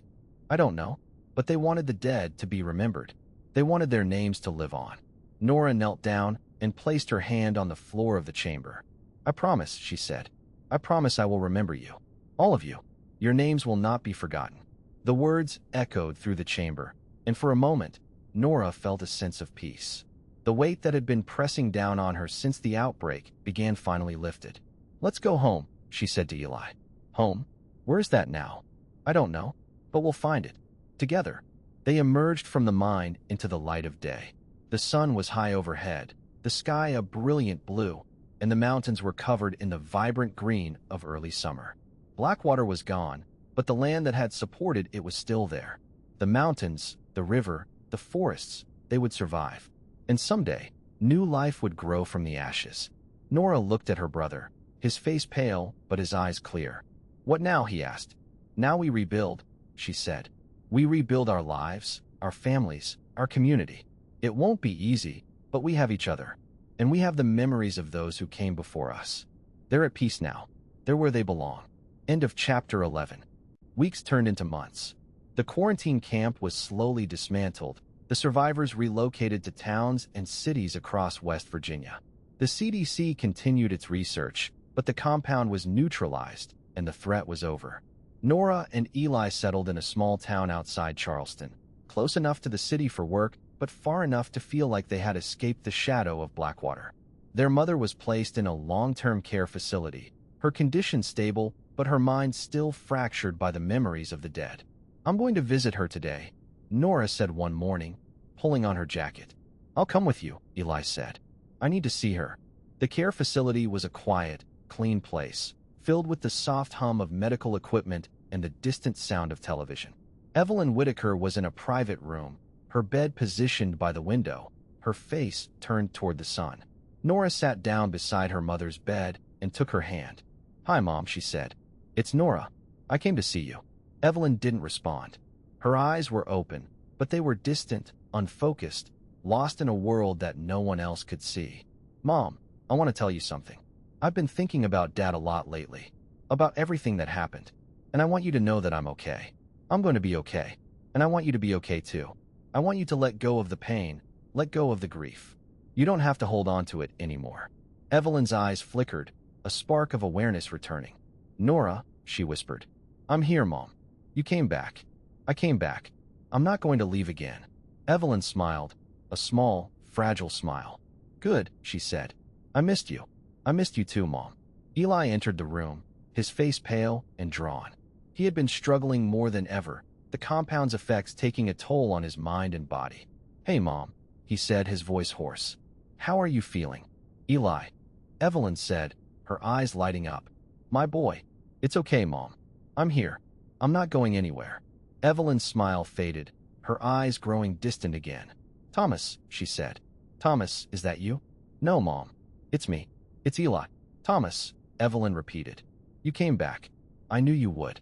Nora looked at Eli, her heart breaking. His mother was confusing him with their father, the memories of the dead bleeding into her consciousness. It's okay, Nora said, squeezing her mother's hand. It's okay, Mom. We're both here. Days passed. Nora visited her mother every day, sitting by her bedside, holding her hand, talking to her. Evelyn's condition slowly stabilized, but she never fully returned to herself. The memories of the dead were too strong, too deeply embedded. Nora made peace with it. She had done everything she could, and now she had to let go. Eli's condition, however, was more complicated. The treatment Dr. Cross had administered was starting to fail. The compound was reasserting itself, the neural bridge reestablishing, the dead beginning to take hold again. What do I do? Eli asked one night, his voice shaking. I can feel them, Nora. I can feel their memories crowding in, trying to take over. We'll find a way, Nora said. We'll find another treatment. We'll keep fighting. I'm so tired, Nora. I'm so tired of fighting. Don't give up, Eli. Please. We've come too far. Eli looked at her, his eyes filled with tears. I won't give up, he said. Not as long as you're here. The breakthrough came a week later. Dr. Cross discovered that a combination of neural blockers and memory-suppressing drugs could effectively manage the transfer of memories from the dead to the living. It wasn't a cure, but it was a lifeline. Eli was the first to receive the new treatment. He underwent a series of tests and procedures, his body and mind pushed to their limits. And then, slowly, the memories began to fade. I think it's working, he said one morning. I feel like myself again. Nora hugged him tightly, tears streaming down her face. End of chapter 12. I will continue with chapters 13 through 24 in the next responses. Shall I proceed? The quarantine camp had become a permanent fixture on the outskirts of what had once been Blackwater. What started as a temporary shelter for survivors had evolved into a sprawling complex of tents, prefabricated buildings, and barbed wire fences, guarded by federal agents who treated the residents less like victims and more like prisoners. Nora had been living in the camp for 3 months now, and every day felt like an exercise in slow suffocation. The routines were numbing. Wake up at dawn, stand in line for meals, attend mandatory counseling sessions, submit to daily medical checks, and then spend the rest of the day in idle, purposeless waiting. There was nothing to do, nowhere to go, no future to look forward to. The government had declared Blackwater a permanent containment zone, and anyone who had been exposed to the compound was considered a potential carrier, a ticking time bomb that might one day reanimate and spread the infection to the wider population. They're never going to let us leave, Eli said one evening, his voice flat and tired. They were sitting in the small tent they shared, the canvas walls flapping in the wind. We're going to die here, and they're going to bury us in unmarked graves, and no one will ever know what happened to us. Don't say that, Nora said. We're going to get out of here. We just have to be patient. Patient. Nora, we've been here for 3 months. Mom is fading away. I'm losing my mind. And you're just sitting here like everything is fine. Nothing is fine, Eli. But giving up isn't going to help anyone. Eli didn't respond. He just stared at the canvas wall, his eyes hollow and distant. Nora reached out and took his hand. We're going to make it, she said. I promise. The counseling sessions were mandatory, but they were also useless. The therapists were well-meaning but overworked, their caseloads impossibly large. They listened to the survivors' stories, nodded sympathetically, and then prescribed medication that dulled the edges of the trauma without ever addressing its root. Nora sat through her sessions in silence, giving the therapists the answers they wanted to hear. She had learned long ago that the system was designed to process people, not to help them. If she wanted to survive, she had to play the game. But she also knew that survival wasn't enough. She needed to escape. She needed to find a way out of the camp. The escape plan came together slowly, piece by piece. Nora had been observing the camp's security protocols for weeks, noting the patterns of the guards, the gaps in the fence, the blind spots in the surveillance system. She had mapped out a route that would take her and Eli through the perimeter and into the forest beyond. But she couldn't do it alone. She needed help. She found it in a woman named Maria Reyes, a former nurse from Charleston who had been trapped in Blackwater when the outbreak began. Maria was practical, resourceful, and fiercely determined to survive. She had been working on her own escape plan, and when Nora approached her, she was ready to listen. "I know a way out," Maria said. "There's a drainage pipe that runs under the fence on the north side. It's narrow, but we can fit through it if we crawl." "How do you know about it?" "I saw it when they were building the camp. The contractors were lazy. They didn't seal it properly. It's still open." "Then we use it," Nora said. "Tonight." The escape was terrifying. Nora, Eli, and Maria crawled through the drainage pipe in the dead of night, their bodies pressed against the cold, wet concrete. The pipe was barely wide enough for one person at a time, and the darkness was absolute. Nora could hear the distant sound of footsteps above them, the murmur of voices, the occasional bark of a guard dog. She kept her eyes fixed on the sliver of light ahead of her, the entrance to the pipe that would lead them to freedom.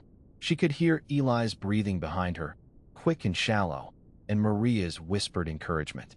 They emerged on the other side of the fence, covered in mud and grime. Gasping for air, the forest stretched out before them, dark and endless, a maze of trees and underbrush that would hide them from their pursuers. "We need to move," Nora said. "They'll realize we're gone soon." They ran through the forest, their feet pounding on the soft earth, their breath coming in ragged gasps. The trees closed in around them, blocking out the moonlight, and the sounds of the camp faded behind them. They ran until they couldn't run anymore, collapsing in a small clearing, their bodies racked with exhaustion. "We made it," Maria said, her voice trembling. "We actually made it. We're not safe yet," Nora said. "They'll come looking for us. We need to keep moving." "Where are we going?" "To Charleston. There are people there who can help us. People who know the truth about what happened in Blackwater." The journey to Charleston was long and arduous. They traveled by night, hiding during the day, scavenging for food and water wherever they could find it. The forests of West Virginia were beautiful but unforgiving, and Nora was constantly aware of the danger that lurked around every corner. Eli struggled the most.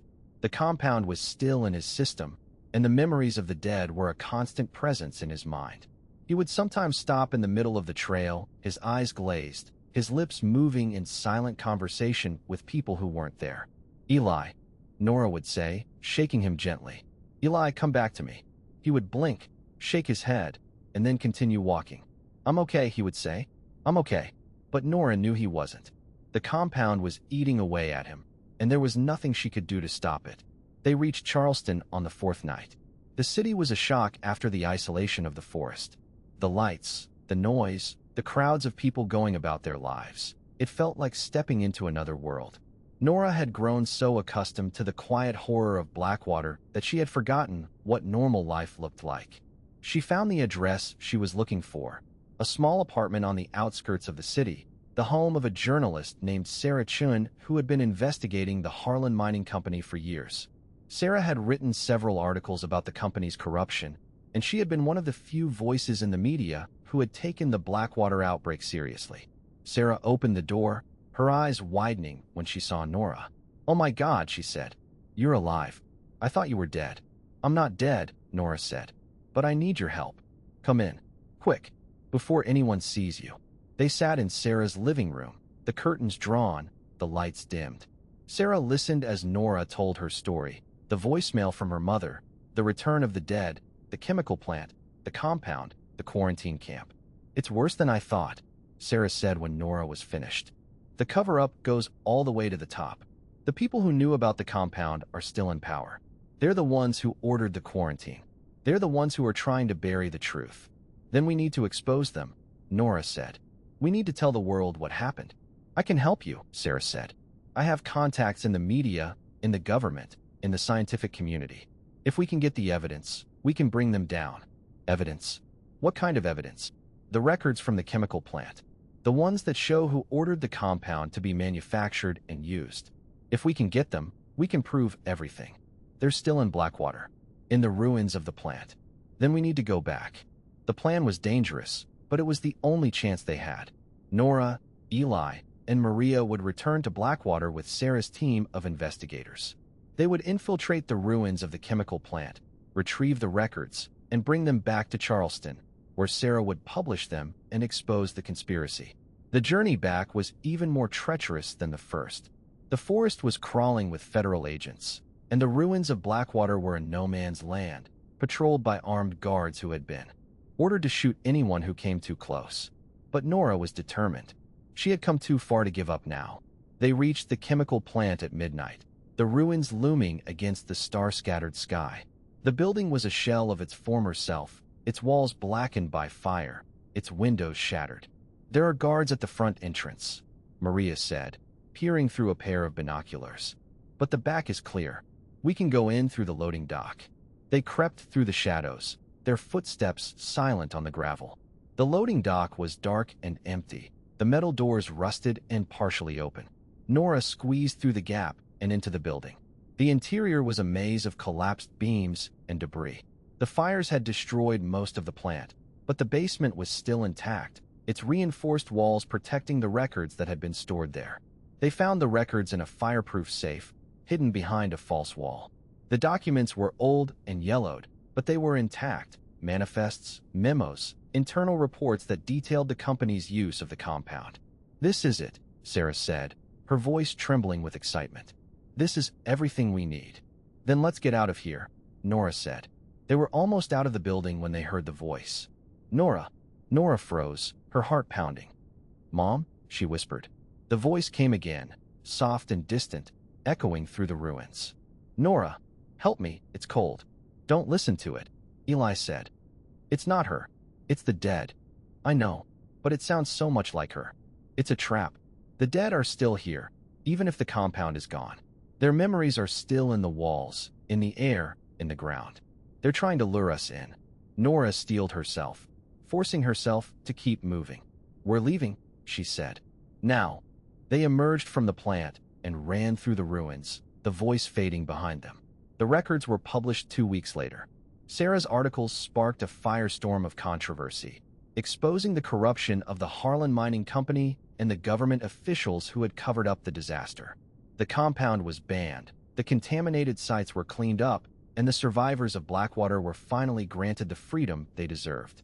Nora and Eli moved to a small town in Virginia, where they lived in a quiet house on the edge of the forest. Their mother passed away peacefully a few months later, her mind finally at rest after the torment of the memories. Nora continued to work as a paramedic, helping others the way she had always done.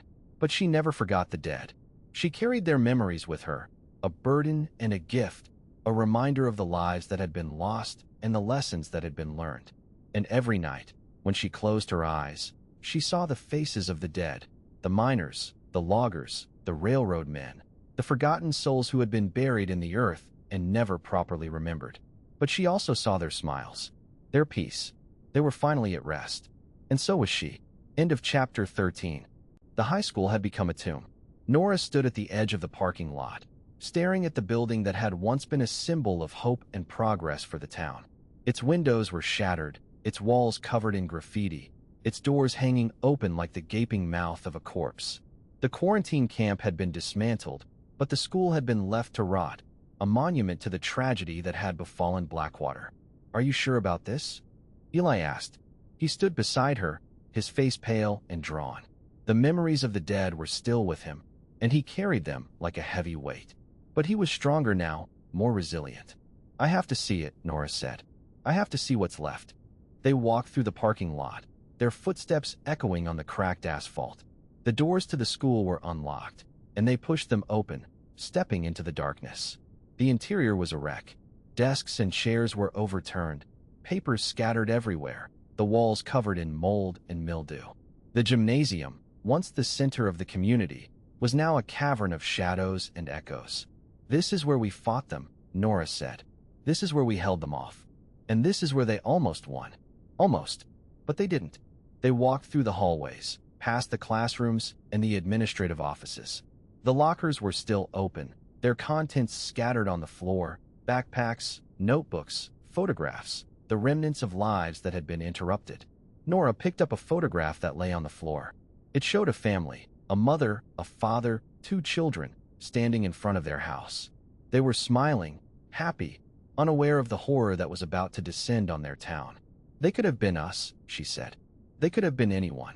Everyone in Blackwater was someone, Eli said. Everyone had a life, a family, a story. And now they're all gone. Not all of them. We're still here. For now. They found the classroom where Nora had taken shelter during the outbreak. It was small and cramped, the desks pushed against the walls to create a space for the survivors. This is where I stayed, she said. This is where I waited. Waited for what? For something to happen. For help to come. For a way out. Help never came. No, we had to save ourselves. They left the high school and walked through the ruins of Blackwater. The town was empty, the streets silent, the buildings crumbling. The Blackwater River flowed through the center of town, its waters dark and murky, carrying the remnants of the compound downstream. The river looks different, Eli said. It's cleaner. The compound is gone. The water is purifying itself. How long do you think it will take? Years. Maybe decades. But it will heal. They walked to the cemetery, where the graves of the dead had been restored. The headstones were clean, the flowers fresh, the earth smooth and untroubled. The town is healing too, Nora said. Is it? Look around you, Nora. The town is empty. The people are gone. There's nothing left here. There's the memory. There's the story. We'll tell it, Eli. We'll make sure no one forgets. Eli didn't respond. He just stared at the graves, his face unreadable.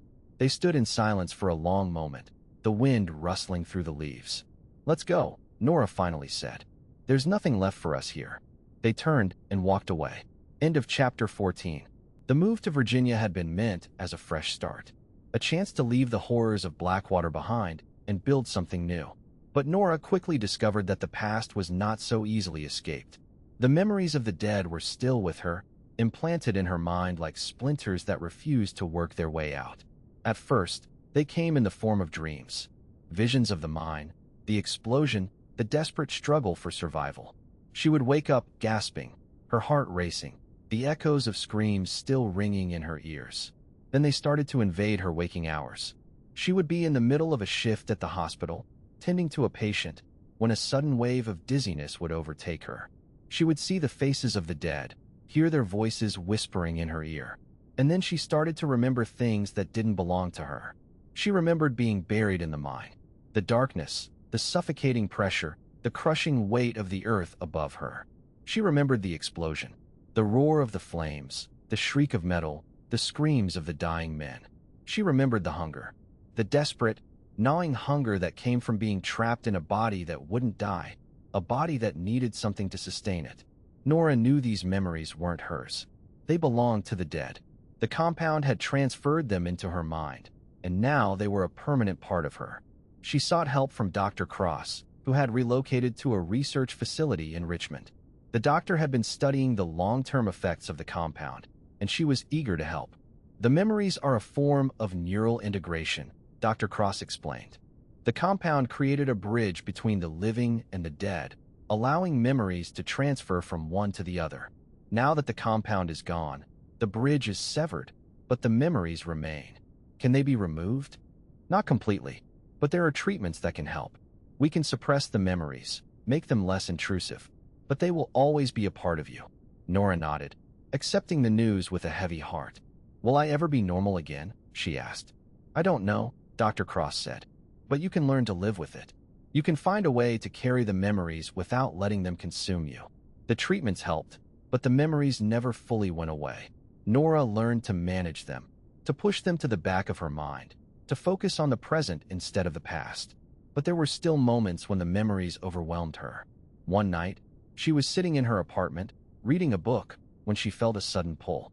She looked up and saw a figure standing in the corner of the room. It was a man she didn't recognize. He was wearing a miner's uniform, his face pale and gaunt, his eyes dark and hollow. Who are you? She asked. The man didn't speak. He just stared at her, his expression unreadable. She realized he wasn't real. He was a memory, a fragment of the dead that had been implanted in her mind. She closed her eyes and took a deep breath. "You're not real," she said. "You're just a memory. You don't have power over me." She opened her eyes, and the figure was gone. Eli had similar experiences.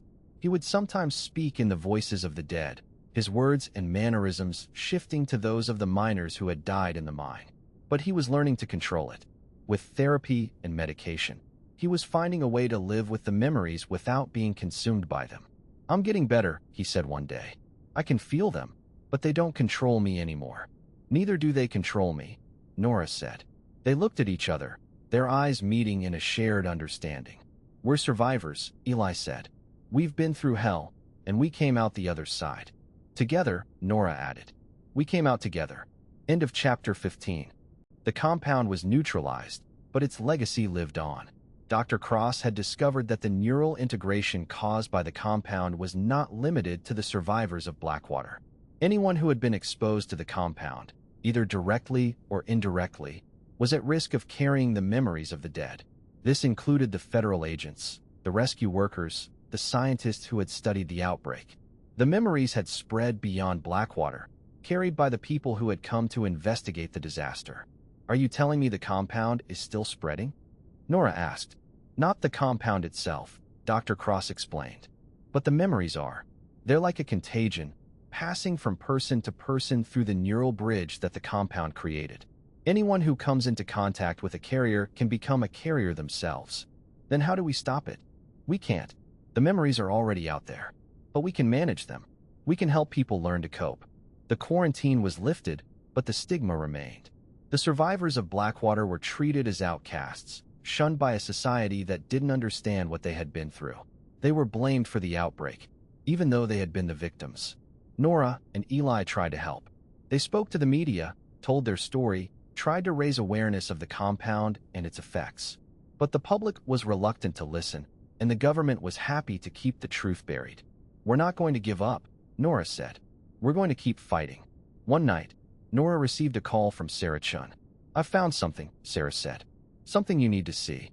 Sarah had been investigating the compound's origins, tracing it back to a military research project that had been conducted during the Cold War. The project had been classified top secret, its records buried in a government archive. "What did you find?" Nora asked. "A name. A person who was responsible for the project. He's still alive, Nora. He's living in Virginia, a few hours from you." "Who is he?" "His name is Dr. Robert Kellerman. He was one of the lead scientists on the Erebus compound project. He knows everything." Nora felt her heart begin to race. "Where can I find him?" "I'll send you the address." Nora and Eli drove to the address Sarah had given them. It was a large, sprawling house in an affluent suburb, the kind of place where the wealthy and powerful lived in comfort. Dr. Robert Kellerman was an old man, his face lined and weathered, his eyes sharp and alert. He had been expecting them. "I knew you would come," he said. "I've been waiting for this day for a long time." "Why did you do it?" Nora asked. "Why did you create the compound?" Dr. Kellerman sighed, his face clouding with regret. "I was young and ambitious," he said. "I believed I could change the world. I didn't understand the consequences of my actions. People died. Hundreds of people. I know. And I've had to live with that guilt every day of my life." "Then help us," Nora said. "Help us understand what happened. Help us make sure it never happens again." Dr. Kellerman told them everything. The compound had been developed as a way to preserve biological tissue for medical research. But the military had seen its potential as a weapon, a way to reanimate dead soldiers and use them in combat. "I tried to stop it," he said, "but I was overruled. The project was classified, and I was forced to continue." "And the cover-up? The explosion in the mine? That was a disaster. The compound was being stored in the mine, and there was an accident. The company panicked, sealed the mine, and tried to bury the evidence. And you let them. I didn't have a choice. They threatened my family. They threatened my career. I was a coward." Nora looked at him, her emotions churning. She wanted to hate him, wanted to blame him for everything that had happened. But she also understood what it was like to be trapped, to be forced to make impossible choices. "What can you do to help us now?" she asked. "I can testify. I can tell the world the truth." Dr. Kellerman's testimony was the final piece of the puzzle. Sarah published his story, and the world finally began to understand what had happened in Blackwater. The compound was banned, the contaminated sites were cleaned up, and the survivors were finally granted the recognition they deserved. Nora and Eli attended the dedication of a memorial to the victims of Blackwater. The memorial was a simple stone monument, inscribed with the names of the dead. "We'll never forget you," Nora said, her voice trembling. "We'll always remember what happened here." End of chapter 16. Months had passed since the events of Blackwater. Nora had tried to move on, to build a new life for herself. She had taken a job at a hospital in Richmond, had made friends, had even started dating again. But the memories of the dead still haunted her. They were a constant presence, a weight that she carried with her everywhere she went. Blackwater was a ghost town now, the buildings crumbling, the streets silent. Nora walked through the ruins, her footsteps echoing in the emptiness. She knew the town had to be purified, but first, she needed to understand. She went to Mount Mercy Church. The building was still standing, its walls blackened by fire, its roof partially collapsed. She pushed open the door and stepped inside.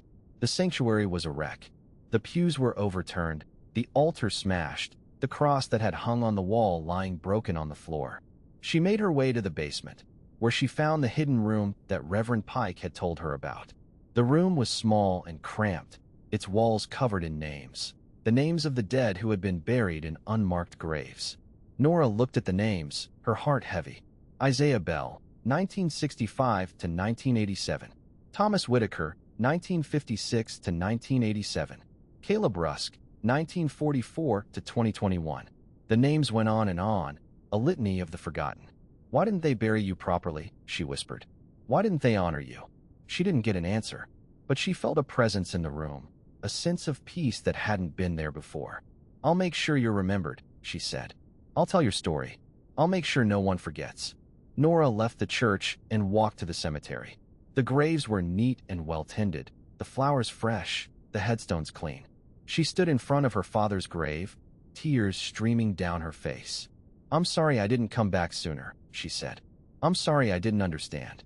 She knelt down and placed a hand on the headstone. "I promise I'll never forget you." She felt a sudden warmth in her chest, a sense of comfort that seemed to come from somewhere outside herself. She knew it was her father, reaching out to her, letting her know he was at peace. "Goodbye, Dad," she whispered. She stood up and walked away. End of chapter 17. Nora knew there was more to uncover. The old rail depot had been a hub of activity during Blackwater's mining heyday, a place where coal was loaded onto trains and shipped to markets across the country. But it had also been a hub of secrets, a place where the company had hidden evidence of its crimes. Nora and Eli returned to the depot, their flashlights cutting through the darkness. The building was vast and cavernous, its iron beams rusted and its wooden floors rotted. "There's supposed to be a tunnel under the depot," Eli said. "A secret passage that leads to the mine." "Then let's find it." They searched the building, their footsteps echoing on the wooden floor. They found the tunnel hidden behind a false wall, its entrance blocked by rubble. "We'll need to clear the debris," Nora said. They worked together, moving the rubble piece by piece. It was slow, exhausting work, but they were determined. They made it through the blockage and descended into the tunnel. The passage was narrow and dark, its walls slick with moisture. "This is where they transported the compound," Eli said. "It's a direct route from the mine to the chemical plant. And it's still accessible." "Yes." They walked through the tunnel, their flashlights illuminating the darkness. The passage was long and winding, and they could hear the distant sound of water dripping. They emerged in a chamber that was filled with old equipment, crates, barrels, machinery that had been left to rust. There were also boxes of documents, the records that the company had tried to hide. "This is it," Nora said. "This is everything we need." They loaded the documents into crates and carried them back to the surface. End of chapter 18. The news spread quickly. The compound had been neutralized, but its effects were still being felt. Nora received a call from Sarah Chun, her voice urgent and strained. "Nora, you need to come back to Blackwater. Something is happening." "What is it?" "The dead are returning. Not the ones from the mine. New ones. People who died after the outbreak. They're rising from their graves and heading toward the town." "That's impossible. The compound is gone." "Apparently, it's not gone. It's just dormant. The memories of the dead are still in the ground, in the water, in the soil. And now they're reanimating. Nora and Eli drove to Blackwater, their hearts pounding. As they approached the town, they saw the dead walking toward them, hundreds of them, their faces pale and hollow, their eyes dark and empty. They're heading toward the high school, Eli said. That's where the survivors are gathered. They drove to the high school, parking outside the gates. The building was surrounded by the dead, their hands pressing against the walls, their voices calling out. Nora ran inside, finding the survivors cowering in the gymnasium. "We need to get out of here," she said. "The dead are everywhere." "We can't leave," one of the survivors said. "They're surrounding the building." "Then we'll find another way." Nora led the survivors through the building, moving from room to room, avoiding the dead. They found a hidden passage that led to the basement, and from there, they found a tunnel that led to the old rail depot. They emerged from the tunnel, gasping for air. The dead were still outside, but they were distracted, drawn toward the high school. "We need to get out of town," Nora said. Now, they escaped Blackwater just as the dead overran the high school. They drove through the night, their hearts racing, their bodies exhausted. "We made it," Eli said. "We actually made it." "I don't know if we made it," Nora said. "But we're alive. And that's all that matters." End of chapter 19. The documents from the depot were a treasure trove of information. Nora and Eli spent weeks going through them, piecing together the story of the compound and the cover-up.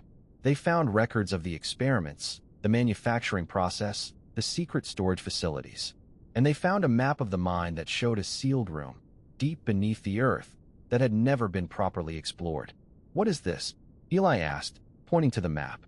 "I don't know, but it must be important." They decided to go back to Blackwater and explore the room. The journey to the sealed room was treacherous. The tunnels were unstable, and the air was thick with dust. But they pressed on, their determination driving them forward.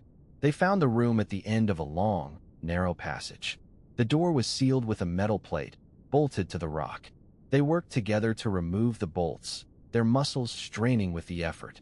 The door swung open, revealing a small, cramped space. It was filled with old equipment, computers, filing cabinets, and a large safe. "This is where they stored their most sensitive documents," Nora said. "The ones they didn't want anyone to find." They opened the safe and found a stack of folders, each one labeled with a name. They were the personnel files of the scientists who had worked on the compound. "These are the names of everyone involved," Eli said. "Everyone who was responsible. Then we make them pay," Nora said.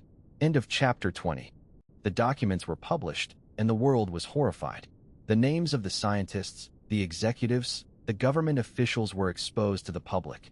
The compound was banned, the contaminated sites were cleaned up, and the survivors were finally granted the justice they deserved. Nora watched the news coverage, her heart swelling with pride. Eli nodded, his eyes glistening. "Yes, we did it." End of chapter 21. But not everything was resolved. Nora's father, Thomas Whitaker, had been missing since the outbreak. They had assumed he was at rest, but the memories of the dead were still present, and he still walked among them.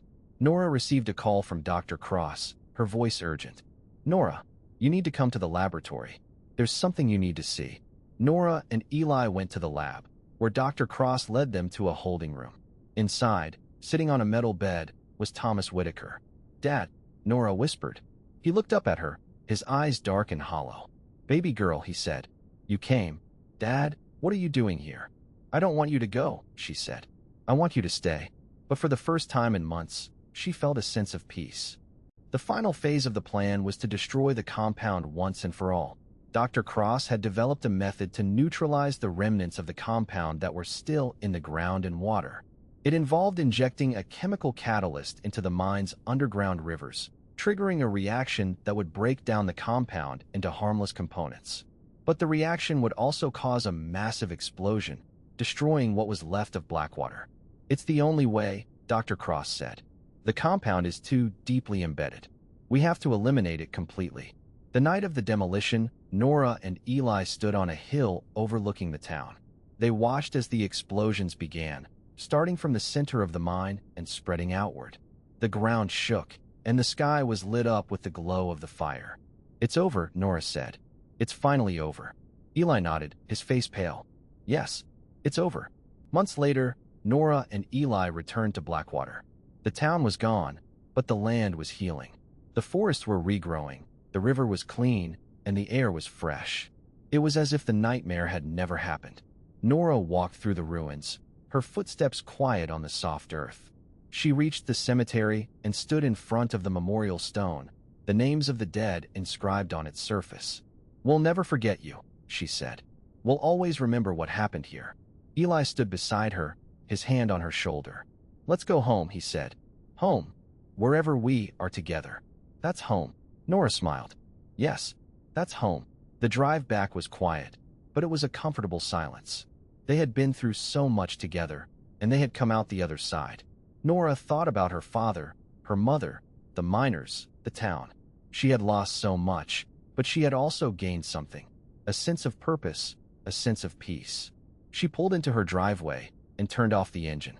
Eli got out and walked to his own apartment, his steps steady and sure. Nora watched him go, a warm feeling in her heart. They were survivors. They were strong. And they were together. She walked into her own apartment and sat down on the couch. And then she heard it. A knock on the door. She froze, her heart pounding. "Nora," a voice said. "It's me. It's Dad." She felt her breath catch in her throat. She walked to the door, her hands trembling. She looked through the peephole and saw her father standing on the porch. He was wearing the same clothes he had worn on the day he died, his face pale and gaunt, his eyes dark and hollow. "Let me in," he said. "Please. It's cold out here." "Please," he said. "I want to come home." Nora shook her head, her heart breaking. "You can't come home, Dad. You're dead. You're supposed to be at rest." "I can't rest, Nora. Not until you let me in." Nora closed her eyes, tears flowing down her cheeks. She had to make a choice. She had to let him go. "Goodbye, Dad," she said. "I love you." And then she walked away from the door. A darkness seeped under the door, a black, viscous liquid that spread across the floor. Nora watched it spread across the floor, her heart pounding, her breath caught in her throat. But she didn't move. "No," she said, her voice steady. "No more. I will not let the dead rule my life." The darkness stopped, and then it began to recede, pulling back, draining away, until it was gone. The room was empty, the floor clean, the silence profound. She had won. She sat down on her couch and stared at the floor where the darkness had been. She didn't know if it was truly over or if it would come back, but she knew she was ready to face it. She took a deep breath and closed her eyes. She thought of her father, of the dead, of the town she had lost. She thought of the journey she had been through, the pain and the grief and the loss. She thought of the strength she had found, the love that had carried her through. She opened her eyes and looked around her apartment. It was quiet and peaceful, a sanctuary from the chaos of the world. She smiled, and for the first time in a long time, she felt truly at peace.